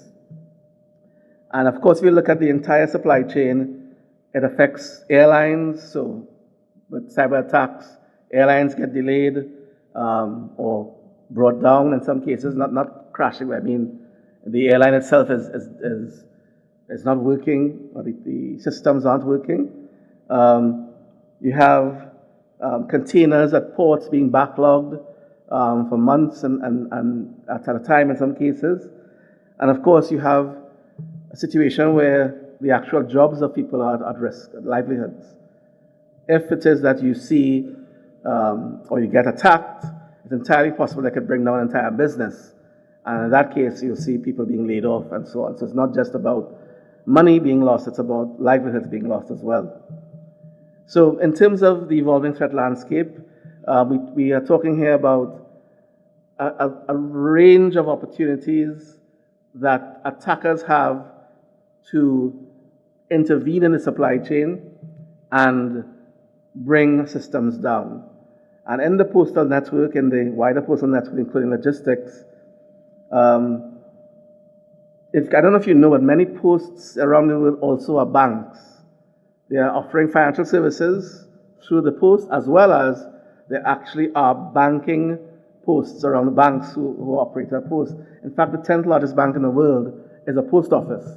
It's in China. And I think the 27th next largest bank in the world is in Japan. It's also a bank. So many posts actually operate banks as well. That's from the history of the post being one of the first transmitters of money and financial services way back in the 1700s. And the post used to do something called money orders. So you would have, and that still might exist today in some places, that's a precursor to what's called remittances. So those who receive remittances in your country, in most cases it was done through the post way back in the day. Now it's done through remittance companies like Western Union and MoneyGram, but the post used to do that a long time ago. So they have a history of financial services. And today now they're converting themselves to offer financial services on behalf of the government, in terms of receiving bill payments, receiving payments for licenses and for permits, etc. Ransomware attacks are on the rise, as we said. A lot of phishing attacks are happening, and the supply chain is really where we need to focus our efforts. As we spoke today, I spoke about it yesterday in our workshop, the supply chain is seen as perhaps the most risk-intensive area that is not being looked at by many organizations. The supply chain, meaning not you, but your partners, your suppliers, are the ones who are providing, who are new threat landscape, especially if your partners are not well-resourced. So even if you are well-resourced, as we talked about yesterday, our colleagues yesterday said they had their cybersecurity plans, sorted out. They think they're fine, but they have no control over their suppliers. And if your suppliers are not also well-resourced, they may have one person working in the IT department. They may not even have a cybersecurity person in the organization. You don't know what's happening in that organization. And therefore, you are at risk, because if they're a supplier to you, then what happens to them can happen to you. And that has happened several times in the industry. You may have heard of something called CrowdStrike, which was a major supply chain attack that happened a couple of years ago, or was it last year? And a few years ago, we had the infamous SolarWinds attack, which was a typical help desk software that ran, it's very basic. No one thought about help desk software, getting tickets, if you know that, what's happening there. They attacked SolarWinds, and that spread like wildfire throughout almost 20,000 organizations around the world, bringing down many companies for days, causing billions of dollars in damage to those companies just from that one attack. And then you have suppliers of the suppliers. So the true supply chain. The suppliers of the suppliers are the ones you have to look at as well, and so on and so forth. So there's a growing need for cybersecurity and cyber resilience. And what I'm here to talk about today is to show you what we are doing in the UPU to help you with that. I'm pointing out some recent attacks in the postal sector. Royal Mail, they are very large. That's the United Kingdom. Were brought down for almost 2 months by a cyber attack, a ransomware attack. In Greece, brought down for several weeks. New Zealand, also a well-resourced organization, brought down for several weeks as part of a government-wide attack. And not only that, cybersecurity, and I think as you are well aware, is becoming increasingly more complex due to geopolitical changes and tensions. The level of sophistication of cybercrime, we heard about AI in a last presentation. So as AI, generative AI, moves along a particular pathway to reasoning, you would see increasing sophistication in cyber attacks. So if you looked at phishing emails that you're getting, at one time they will be spelled bad, there will be misspellings, and you wouldn't understand what's, it's obvious that's a phishing attempt, even though you might fall for it still. But today it's almost impossible to detect a phishing email based on just language alone, because they're using generative AI to generate compelling and very trustworthy email messages that you think is coming from someone you know, the company that you're dealing with, even your boss in a company. And not only that, we've heard of reports of voices being faked through generative AI, so you can actually put in elements of someone's voice and generate a voice note or a voice message or full, it's like a full meeting almost of someone talking, and it sounds like the person who you expect it to be, when it's actually a fake. And then you get video, what they call deep fakes, where you even see videos emerging of people who you think are people you know, but actually they're deep fakes. It's using AI to generate the individual. So the entire sector is morphing, and the landscape is getting more complex, which is why it is very important, probably more important than many things we talk about in the internet governance space, to look at cybersecurity and cyber resilience, because it all starts from there, getting trust and safety first, and then you can move from there into ensuring that your services are delivered effectively. What are some best prevention practices? So I explained something to the team yesterday, that there is a growing trend of something called password-less logins, right? So you don't use passwords anymore, which is, I would say, a good trend, because passwords are perhaps one of the sources of attacks that people don't understand fully. So if you have a password, can I see a show of hands if you're listening on the headsets? How many of you know your password offhand? You just know it. You know it. You memorized it. Show of hands. All right. Not the whole room. How many of you, and let's be honest here, have written it down somewhere, have posted notes, stuck it somewhere, etc. Right? So there's some nods. You don't have to. I'm not going to call you out. The reason why complex passwords are problematic, the reason why complex passwords are problematic because they're hard to remember. They're really hard to remember. It's true.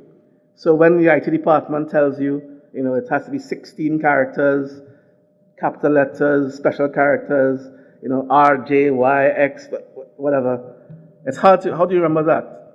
So you write it down or you store it somewhere. And guess what? As we showed yesterday in a session we showed a live cyber attack in progress. Cyber attackers know where your stuff is. They know it where your stuff is. Or even in your organization, as we said yesterday, you don't know who is cleaning your office, who is paying them to look under your keyboard or wherever you hide your password and post-it note, etc. So to avoid that, where passwords are complex and so on, we recommend, in addition to passwordless sign-ins, passphrases. What's a passphrase? It's a sentence that you string together that you can remember. It doesn't have to make sense. It can be, as we said, I gave an example yesterday, Prince of Siam likes swimming in a dump, right? Now that is a very nonsensical statement, and I will add, let's say, a capital letter and a special character here and there, but it's a sentence. And if you remember, you can remember the human mind, the way the mind works, you can remember a phrase, even if it's a stupid phrase. It's a logic, the Prince of Siam swims in the dump. I remember that. I can remember that. More than R, Y, X, G, T, C, Z, etc.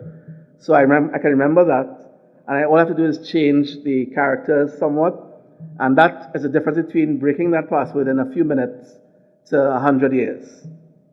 I'm not joking. So changing your passphrase, your password from a nonsense to characters and letters to a passphrase, 1,000,000% increases the likelihood of it not being breached. So think about that. So passphrases, using multi-factor authentication, and we also don't encourage using SMS, multi-factor. We try to use other methods, sending it to your email, sending it to devices like your phone, like authentication devices in your phone, or other types of devices. Network segmentation, including microsegmentation, continuous patching and updating of software, employee awareness and security training. This, I think, is the most important part of cyber resilience awareness. Getting employees not trained once, sometimes you do a one training and that's it, trained regularly and even doing drills like we did yesterday. You're doing scenarios and planning with your team what would happen if this happens. So you're also showing them how to prevent it from happening, but if it happens, what's your response going to look like? So you minimize the damage in your organization. So doing cyber drills, doing scenario planning, doing incident response plans and updating them regularly. Having your employees, just as you have fire escape plans, when the fire is in the building and you have to know what to do and you have fire wardens, you have similar plans for a cyber attack. If you have a disaster, hurricane, or earthquake, you know what to do. We say have the same type of plan for a cyber attack because in fact it can have the same effect, bringing down your business completely and bankrupting some companies, etc. All right, so I'm going to skip past this. So what are we doing in the UPU? So we have developed a few cyber resilience initiatives to assist the sector with this. We have, just as we listed there, our .post domain. So you see me, I'm walking around my .post shirt. The .post shared services platform, which is linked to the domain. Secure.post, which is if you go to that website now, you'll see something there. And something called the Post ISAC, which is the Postal and Logistics Sector Information Sharing and Analysis Center, the Post ISAC, which we're implementing now. This is our framework which we operate within. I'm going to bore you with this. I'll just show you that we have a plan to do activities around this framework. And we talk about .post now for a second. So when we talk about using a top-level domain, and this is a whole internet governance forum, so this is actually exactly what we should be talking about today, a top-level domain. The reason why we are promoting .post, if you think about it for a second, many times you get emails from people utilizing .com, .net, .org, etc. Do you know that most of those top-level domains don't ask the registrant for information to prove who they are, right? So anybody can register a top-level domain, whatever they want to register, whatever. And if the domain is not already taken, then they can register anything they want as an individual. Not only that, in many cases, especially in the cheaper domains, you find that the names can be spoofed. So if you look at let's say Facebook. You all already knows Facebook, right? What Facebook is. Facebook has the letter A in it, right? The letter F-A-C, etc. The letter A in Latin script is written a certain way, right? Written, as you can see it, written like this, right? Like that. But if it's in something called like Greek, the letter A is written like this, right? A little different. Someone's nodding, you know what I'm talking about. And that little difference of the A is very hard to spot with the naked eye. So a smart attacker can buy a domain with an A in it that you think is it's your company, a bank, or whatever. It could be bank. In fact, banks are very popular attack targets for this. Let's say it's Cuba Bank. And instead of buying the correct name, instead of buying the name because it's already gone by, Cuba Bank has it, cubabank.com or .ce or whatever. They buy Cuba Bank, but they change the A. And in some of those domains, that A is available. Some have prevented it, but some still have it available. And then, now that they have the domain, they can then use that to create email addresses that make sense to you. Maybe somebody you know, maybe, manager, customer service, whatever. And the domain is fake. You don't know it's fake. And as I said, creating very powerful messages using AI now. You can get emails from this attacker that looks legitimate from the domain level, the message level, everything looks fine, about doing something that will allow you to enter your credentials.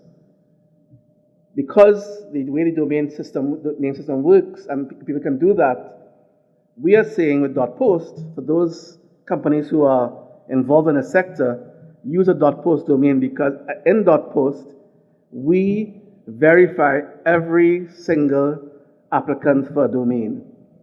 So every domain that is applied for, we check, verify who they are, also provide documentation, and therefore, when you see a .post domain, something .post, you can be 100% assured it's something that the UPU has verified, right? So when you see an email address from someone at something.post, you can feel pretty confident that that is the correct address that is dealing with you. And we're encouraging our stakeholders in the sector to purchase these domains so that they can improve the cybersecurity posture of the entire sector, but also provide more trust for them and for you as we go forward. So that's what we're doing with .post. In addition, we are, because it's a secure trusted identity for the sector, we call it a trusted identity. So .post becomes an identity, right? If you go to info.post now, and you can see about us, and you can also go to trust.post to see more about what we are doing, right? We also, as I mentioned, strict registration requirements, proves your brand recognition, etc. I'll show you quickly in a few more slides who is using it. The benefits for we don't also sell it to individuals. So only organizations can buy this domain. And we are the only United Nations agency that offers a top-level domain. The only one. So you have the trust of the United Nations behind this. We are the only UN agency, I can say that without fail or favor, we're the only UN agency that offers a top-level domain. And by definition, we are internet governance native as a UN agency. So trust.post is where we have our information about getting a domain. So please feel free to visit it if you are from the private sector, an NGO, wherever you are, to get a domain from us. Also, I mentioned our shared services platform, or something went wrong with the header there. But again, trust.post is where it's at. And we offer email hosting, web hosting, secure e-commerce, certificates, etc. So all the things that you'll get from a web service provider, hosting provider, we offer it as well through our secure platform. So if you want to get an entire suite of solutions, come to trust.post, and we have discounts available for small and developing states and for least developed countries as well. There's a few examples of people using .post today. We have Ethiopia. So they've converted from their country code to ethio.post. The name of their post is ethiopost. That's one who has converted. Romania, ro.post, they've converted as well. Malawi post is a long one, but that's what they wanted. Malawi post.post, they've converted. Chengetai, you might like this one. Zimbabwe Mall. Zimbabwe is using .post, so Zimbabwe Mall.post, also converted. Senegal also converted to .post, but they're using it on the intranet, not on the website, which is even more interesting. They've secured internal services utilizing .post for their employees. Even the UPU is using it, so we are drinking our own champagne. So we have a series of websites, EMS, which is familiar to some of you, Express Mail Service, using it, Address.post, which is addressing, or stamps, online stamp service, Oscar.post for environmental awareness, and so on. So if you were to scan this QR code, you will get, I hope it works in Cuba, because I'm not sure if this website works. It's going to serve a monkey website, it may not work in Cuba.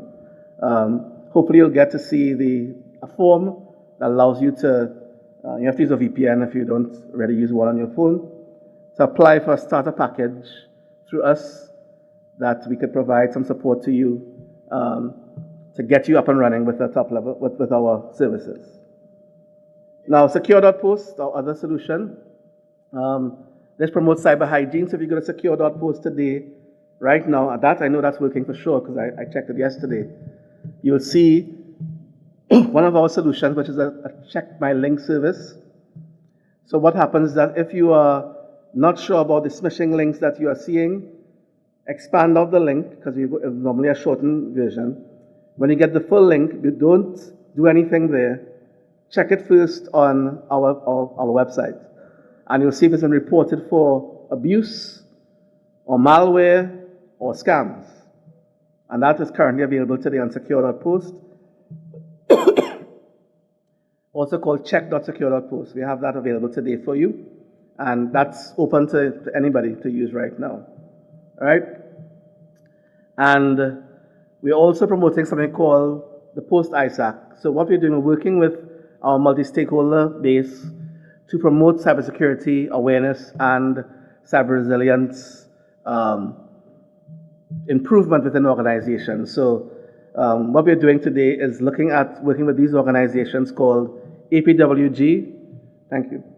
First, for those who don't know, these are cybersecurity focused organizations who are really top of the line in this area. Also, ICANN, who is, of course, with our top level domain, Internet Society, and I see the Caribbean head of the ITU is here. We're working with the ITU in terms of their work on cyber resilience at the UPU. So I mentioned this, that we create digital trust with our domain, and we have a framework in which all people who use the top level domain have to utilize these compliance standards. So if you're using the top level domain, we are telling you must use secure transactions using HTTPS, which is now straightforward, that's what we have to use. But also we want you to use something called DNSSEC, which secures your website, your domain at the root level. So you have to do that. We also are saying on email, you implement these three standards called SPF, DKIM, and DMARC, which is, I'm going to bore you with that today, but those are designed to prevent spoofing and provide better trust in the email that you currently use today.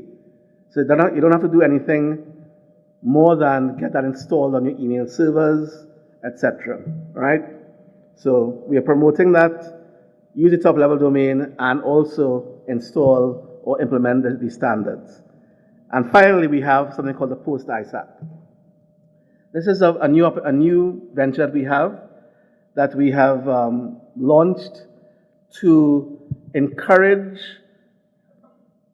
collaboration on cybersecurity among all of our stakeholders in the sector.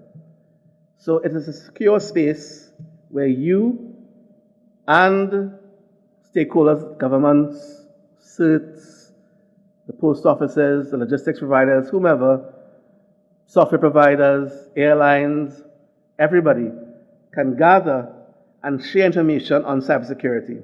Whether you've had an attack already, whether you're undergoing an attack now, or whether you are afraid of being attacked.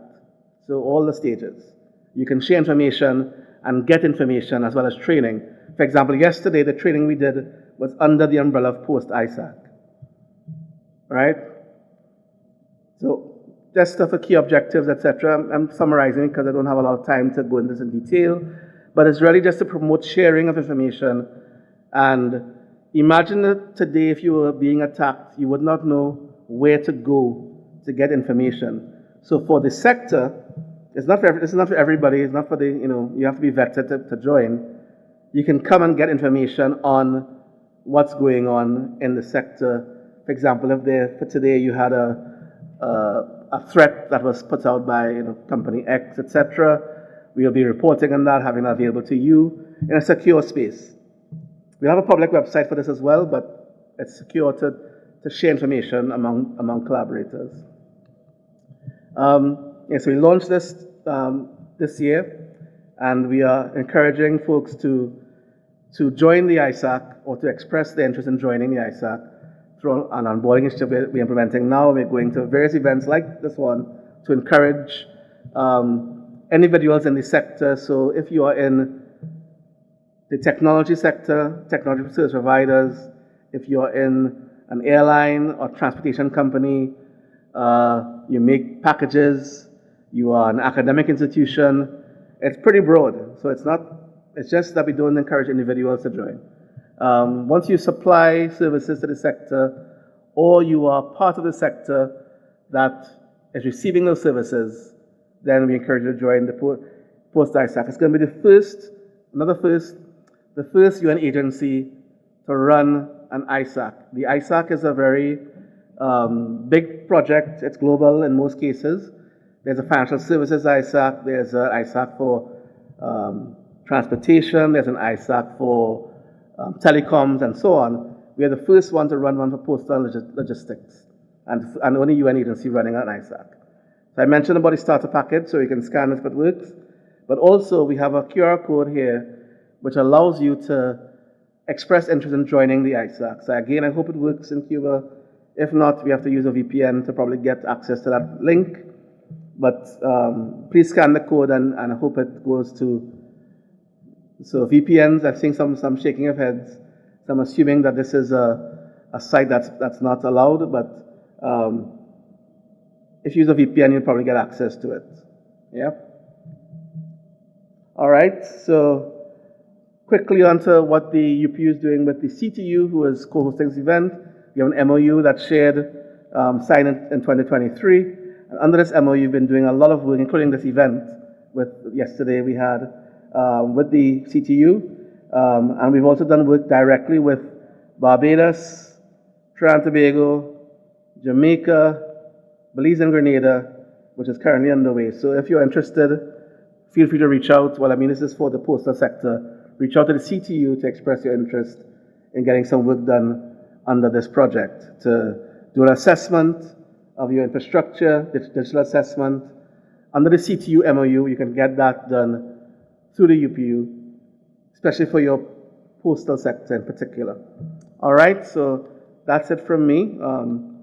Thank you very much, and I'm here for any questions. Thank you.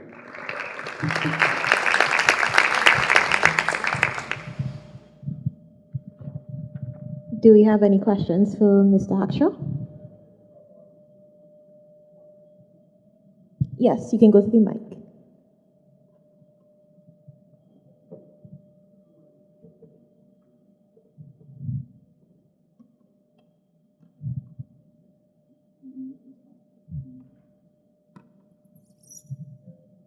Morning to everyone. I'm Timothy Scott. I'm from Grenada, the island of Grenada. The question to you, do .post allow extension of top-level domain name for country top domain name? Country top domain name. Like, for example, post.gd, just to identify the countries. I realize most of those what you showed was just that post. Do you allow extension?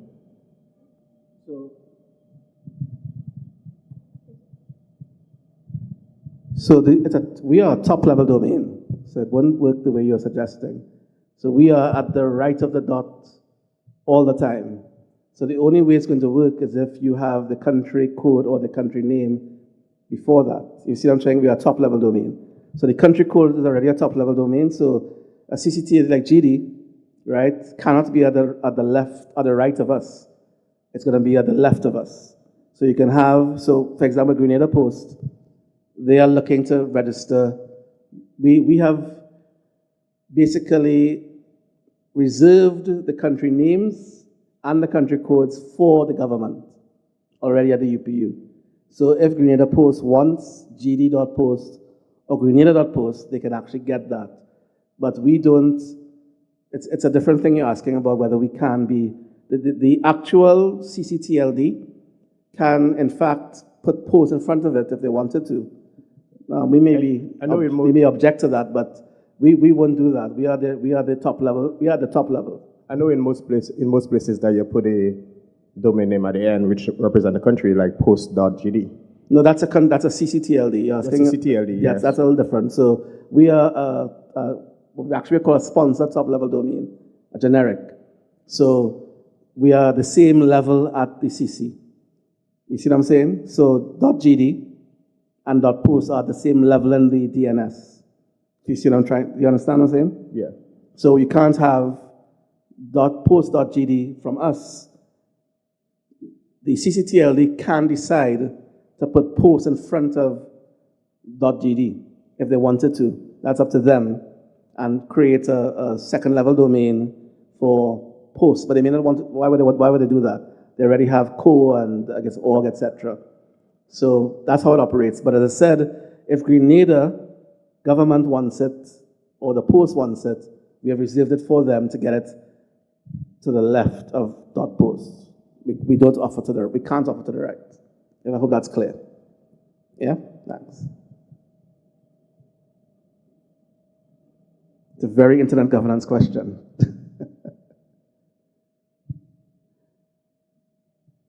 No more questions, see?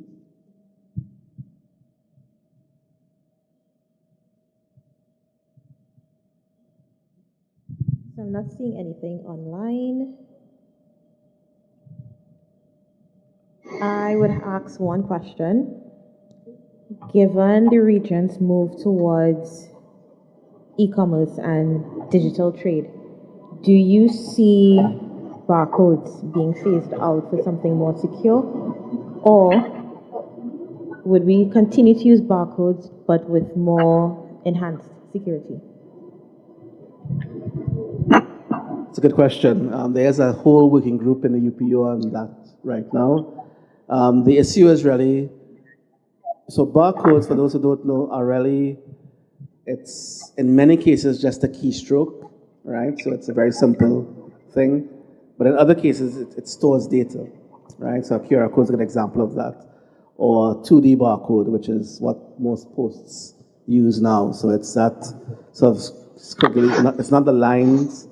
Most times you see the lines that represent a number, to represent a string of numbers or a number. So that still exists in many packages. But most packages you see today carry a two-dimensional barcode, which stores data. So it stores the information on where something is going, who sent it, the carriers in between, etc., etc. And that's their special scans for that. So that is by definition fairly secure, because in many cases the standard that is being used for the packages is what I would call proprietary, right? So in a way it's secure from that standpoint. You can't just use any device to read it. But you're absolutely right in that barcodes themselves as a concept are risky, because if you look at your airline tickets that you get, anything that you have a package, it's recommended, and I'm a cybersecurity person to say, I don't recommend you throw away your packages without scratching off the barcodes, or your boarding passes, or anything with a barcode. I recommend that you at least scratch it out, dig it, put a knife through it, or at least black it off if you want to do that. Because the data that's there, people can mine that data. It doesn't matter what's there. There's a way to get to what you're looking for, even if it's a number.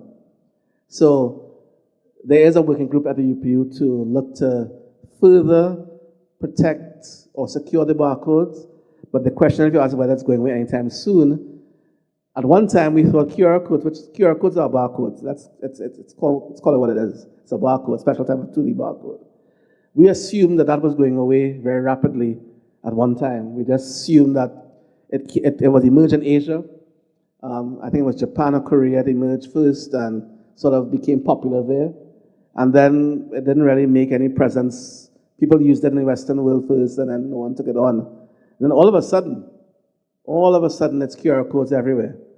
So I wouldn't think it's going away anytime soon, because it's probably the easiest thing to shorten information. So a website name or email address or whatever, it's the easiest thing to do to represent it. And I think the rise of phones, devices, mobile devices that can scan them. So instead of having special devices like what you call point-of-sale scanners you see in supermarkets that you use to scan these things, mobile device, basically your smartphone, can scan barcodes at will. And that has created an environment where I think it's become more prevalent, and I don't think it's going to go away anytime soon, because instead of writing out things, we become more visual. So instead of writing things, we do emojis. Instead of writing out, we don't write text messages anymore. Well, I think maybe we're all older here, but certainly my children don't write very long messages to me. They send me stuff on emojis. So the barcode is the QR code is an example of, instead of writing out something, I'll just send you a QR code because it's easier, and you just scan it. And people prefer that apparently than writing things out. Here's the email, here's the address or whatever. So I think it's not going away anytime soon, but I do think there will be work being done on security of sensitive data on barcodes. So again, if you scan your airline boarding pass, I know I said to rip it up or scratch it out, but your phone can't read that today. If you put your phone to read the barcode on the airline boarding pass, it can't read it. It'll give you data. You'll see data. The thing is that data can be entered by somebody else who understands what it means or has software to read it. So we still say scratch it out, but the average person won't know what it's saying. It'll be 437Y. It has all sort of weird stuff in it. Yeah, that's. Thank you, Mr. Hackshaw.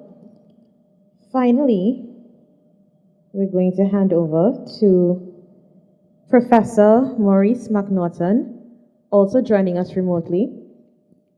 He has been a leader in digital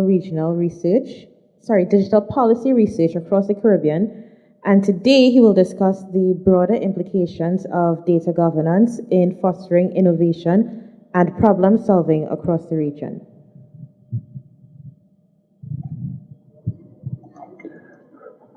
Okay, thank you very much. Just checking, is everyone hearing me clearly? Yes, we can.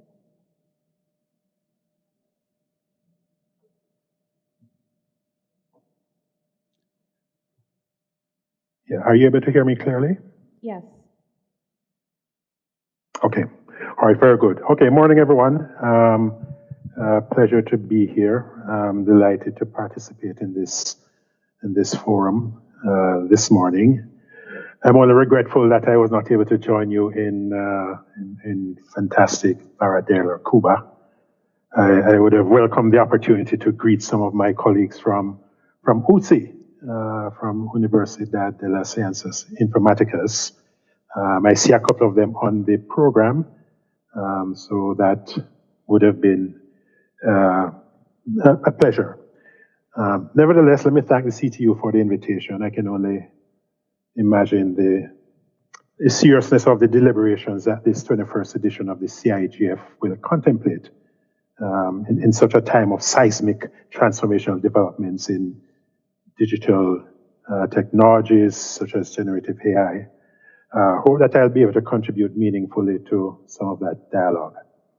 I know we're a little bit behind time, so Madam Moderator, can you just To keep me honest, tell me how much time I have for this session. I think we can afford you 20 minutes. 20 minutes? Yes. Okay, all right.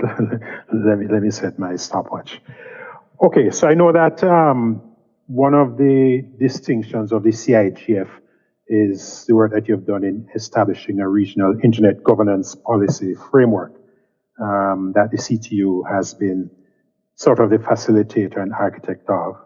And certainly while connectivity was at the forefront of that policy dialogue, obviously in recent times, advances in digital technologies, in challenges with cybersecurity and data protection, and of course, artificial intelligence necessitates a much more agile and responsive adaptation of that policy framework. And I imagine work is ongoing in keeping that framework current with the technological advancements. So what I'll be doing in this session is really focus on policy. So I'm going to just share some perspective on the state of digital governance in the Caribbean. And I do this by sharing insights from two very recent and quite important studies that we participated in with a global community of researchers. So the Global Index for Responsible AI and the Global Data Barometer, both looking at artificial intelligence and its governance as well as data governance. Then I'm going to briefly introduce you to a digital policy landscape tool that we found it here at UWI. We found it necessary to develop such a tool to sort of not only create an electronic repository of the landscape of Caribbean policy and governance artifacts, but something that can become a basis for the ongoing effort of policy analysis, harmonization, unification, and so forth. And then finally, I'll talk a little bit about an initiative that we're involved with, World Digital Governance. So it's a quite novel, I might say a revolutionary approach to digital policy framework that tries to present a collaborative and coherent approach to unified digital AI and data governance. So those are the three elements that I'm going to try to cover in my 20 minutes. And as we go through, I may have to skip through some of that. Okay, let me start with just the findings of these two studies, which again are quite important, and I certainly will recommend them as references for colleagues at this seminar. I think we all know AI and where AI is and its history. A lot of the talk nowadays about generative AI, it's important to recognize that the evolution of artificial intelligence has been certainly much more long-standing, and very much since the early 1950s, when there was a sort of fascination with whether machines can behave like humans. But certainly the current generation of artificial intelligence, generative AI, large language models, would have emerged around about 2017 with the transformer model and this whole attentional algorithm, which is a whole other discussion, but it's important to know that that is a kind of inflection point. So the Global Index on Responsible AI, GIRA for short, is a study, a global study, multidimensional study that tries to assess where different countries and different country ecosystems are in relation to responsible AI. It's a study that the first edition, which was 2023, if I recall correctly, was done across 138 countries. And this idea of responsible AI is really subsumes a number of terms such as ethical AI and so forth. But it's looking at the design, development, deployment, and governance of AI in a way that respects and protects human rights and upholds the principles of AI ethics across the entire AI life cycle. So it is very much human rights centered. This is sort of what that the framework for GIRA looks like. So it looks across these three dimensions. Obviously, AI governance, which consists of both governance frameworks, government actions, and also we look at the activities of non-state actors such as academia, the private sector, and other civil society organizations. So that's governance dimension, but it also looks at capacity and the idea that building AI capacity, again, both in the public sector, private sector, and academia is incredibly important to effective governance. And then so responsible AI capacities. And then, of course, there's a human rights dimension, which looks at AI and its impact across a number of thematic human rights areas, such as gender, data protection and privacy, children's rights, and so forth. So you can see it's a quite comprehensive instrument, and this study was carried out by a global research team. Here in the Caribbean, we had a team of 9 researchers that looked at this across 9 countries. So not sure whether I should suggest that 9 countries are representative of the Caribbean as a whole, but I think it was a pretty good sample of Caribbean countries, including Jamaica, Barbados, Guyana, Belize, Dominican Republic, Haiti, the Bahamas, if I recall. But anyway, just some of the key findings. First of all, and these are global findings, but certainly very relevant to the Caribbean. So just having AI governance and AI governance mechanisms in place, especially policies and legislative artifacts, guidelines, strategies, that does not necessarily translate into responsible AI. That's a quite important point, that we have to take a holistic approach to responsible AI.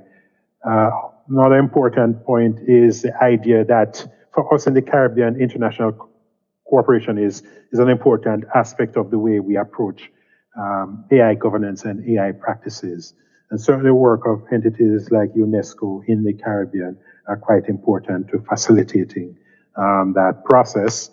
The other aspect of responsible AI is that it's not one size fits all. In the Caribbean, we have to define our approach to AI that takes into account our own distinctive cultural and linguistic diversity.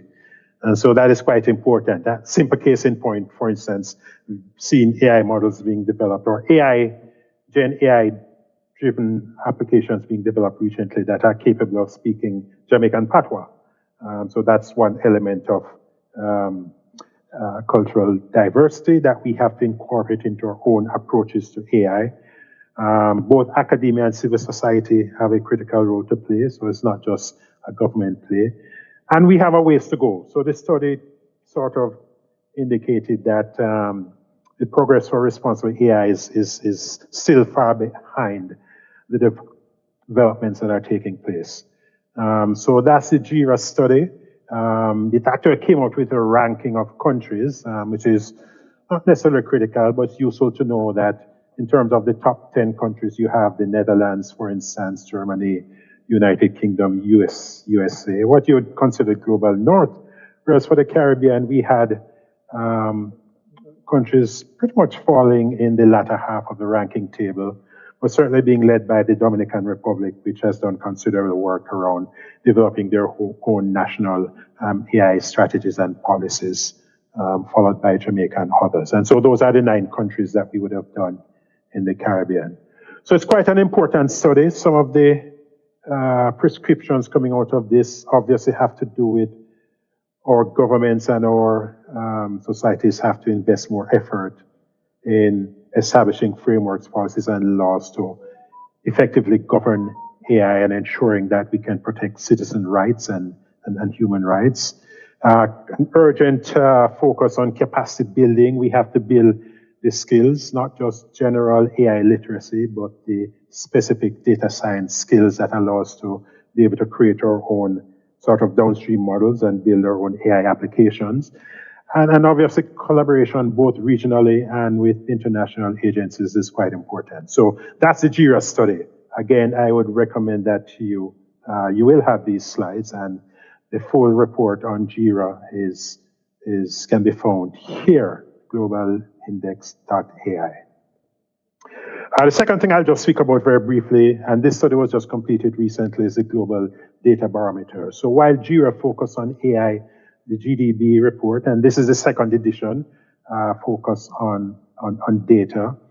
Again, this is a comprehensive global study that we participated in, and looking at the effectiveness of national data ecosystems and the way data is being governed, shared, and leveraged for the public good. So GDB is quite an important study, and as you will see, AI governance and data governance are inextricably interlinked, and you cannot have effective AI governance without having good data governance. JIRA, again, just in terms of the numbers, covered 43 countries globally.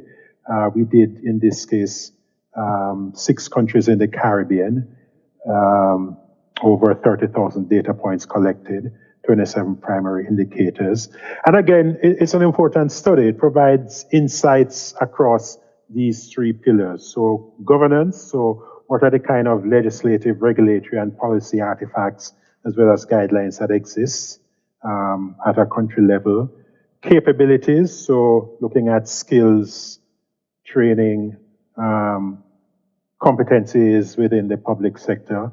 And then the third dimension, or the third pillar, is availability, the extent to which data as a national public asset is being made available.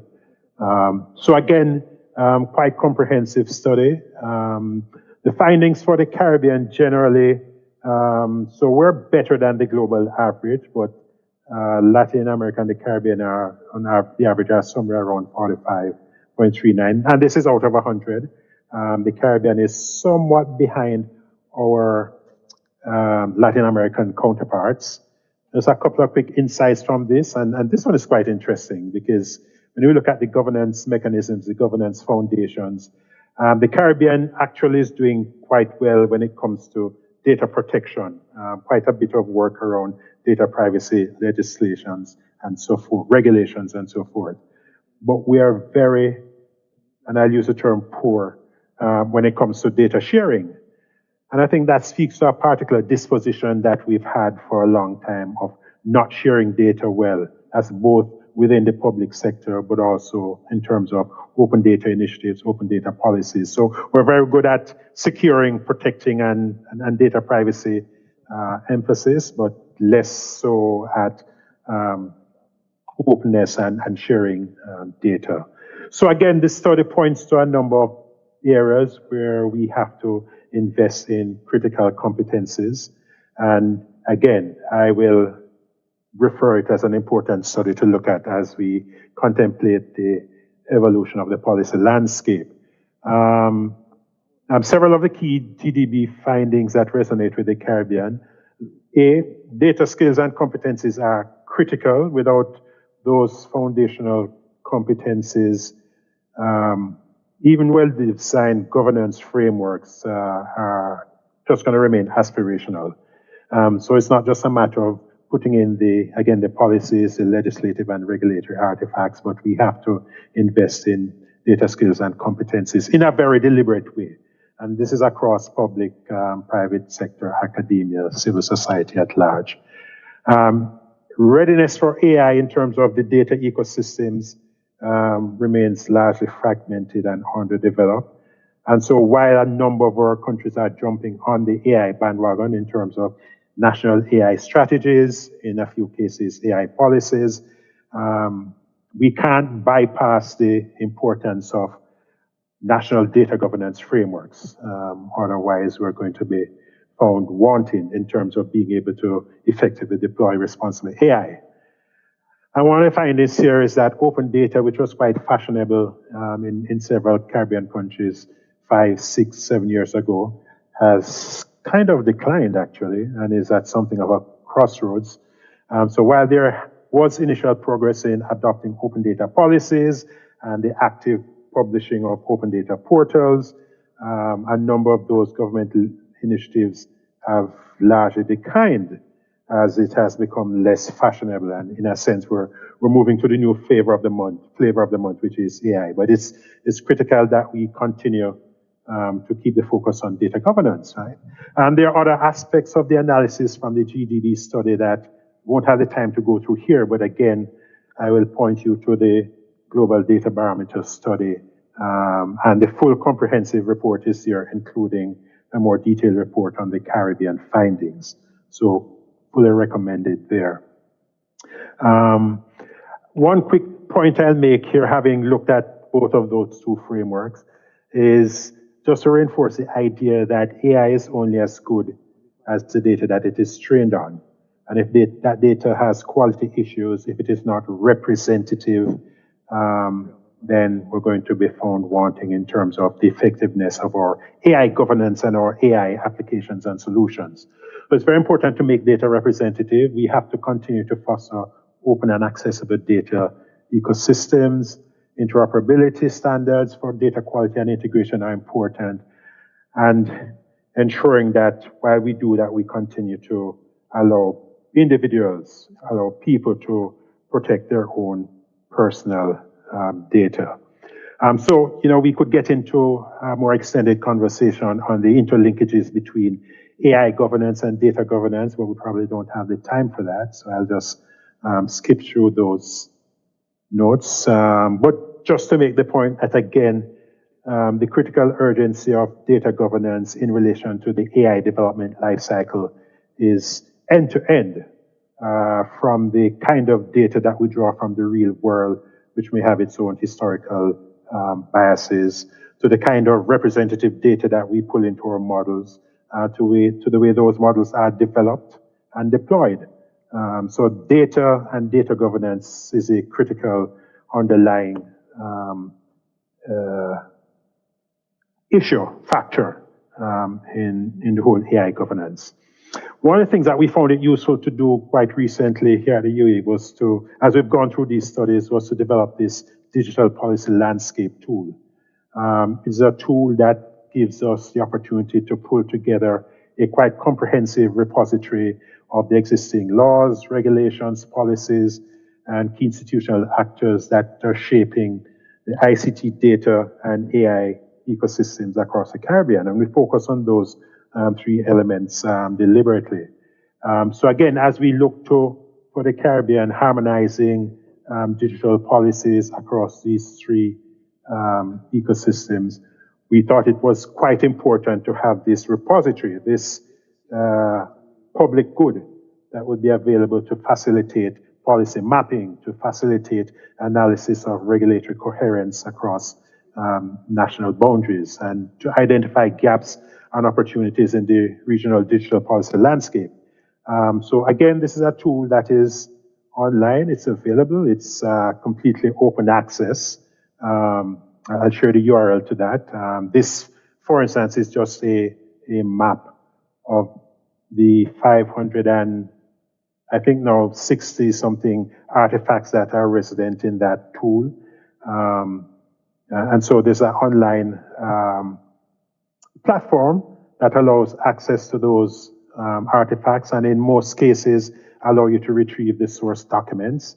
It also has an interesting, let me call it experimental AI chatbot, which allows you to interrogate this digital policy repository in a very, let's say, user-friendly way. So you have the analytic interface that allows you to search and retrieve documents, policy documents, again, artifacts. It cuts across, as I said, legislative artifacts, policy artifacts, guidelines, strategies, and it's a quite comprehensive repository for the Caribbean. And then, of course, as I said, the AI chatbot on top of this is a kind of policy assistant that allows you to interrogate that repository in a very user-friendly way. So finally, I think, Madam Moderator, I have maybe about another 3 minutes, maybe 4 minutes. So I'll share with you an initiative that we're involved in, which is quite fascinating, actually. It's called the World Digital Governance, and it's seeking to architect a sort of unified digital policy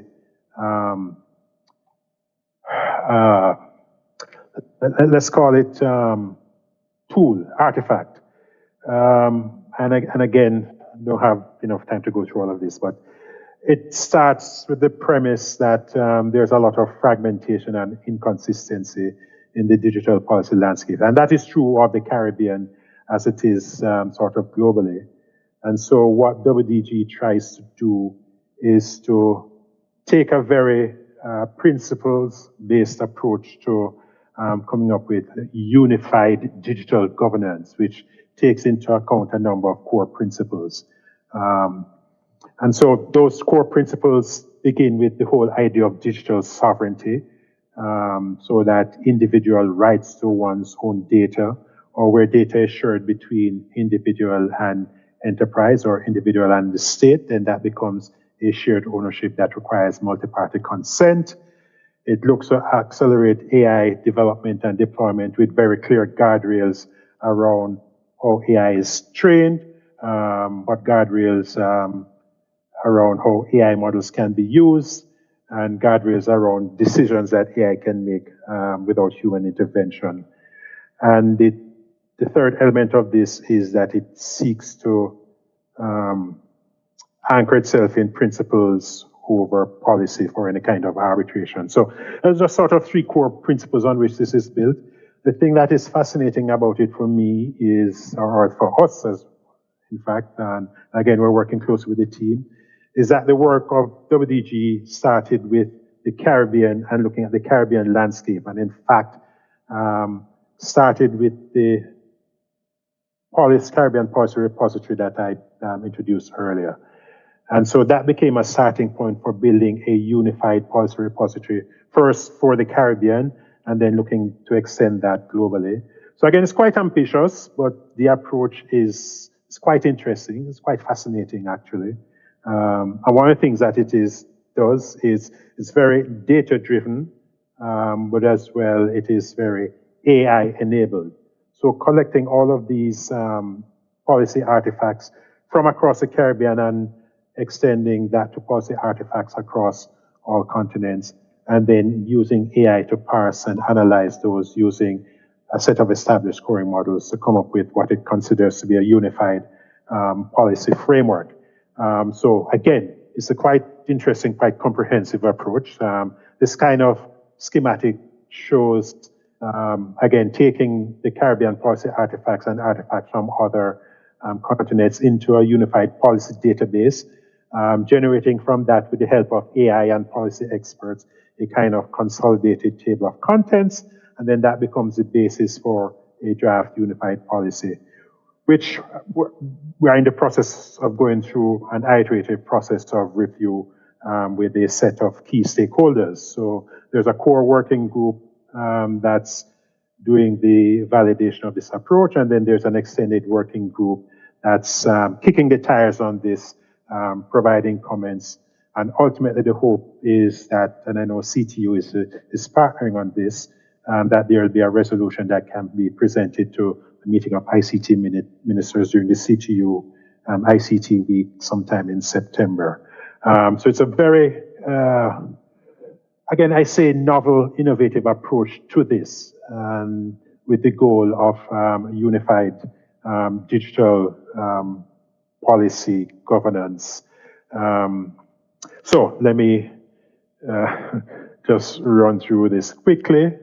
Again, just to make the point that part of the approach is very data-driven, collecting all of these document artifacts, running those through AI models that are scoring them based on a number of rubrics that have been designed. And again, this is very transparent and very open to review, to critique, hence the process of having open working groups that are examining this approach and ultimately the artifacts that come out of this.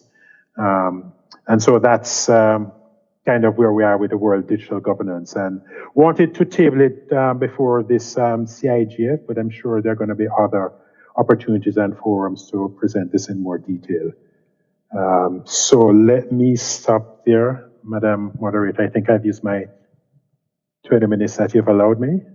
Yes, and thank you very much for sharing with us. We're happy to take any questions or comments. So at this time, we have time for one question.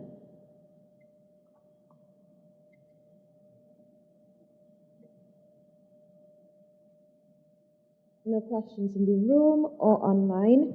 So as we close this session, I'd like to thank all the speakers and ask that we all stay on just for a few minutes to take a group shot.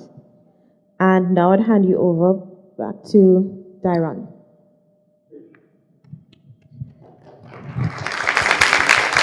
Muchísimas gracias, Tracy.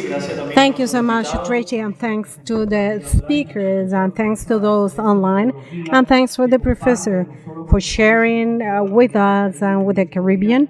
And that may be useful to properly understand and how to effectively use internet governance. A round of applause for them, for these landscapes, for these perspectives about this important information. Now we would like to have lunch break.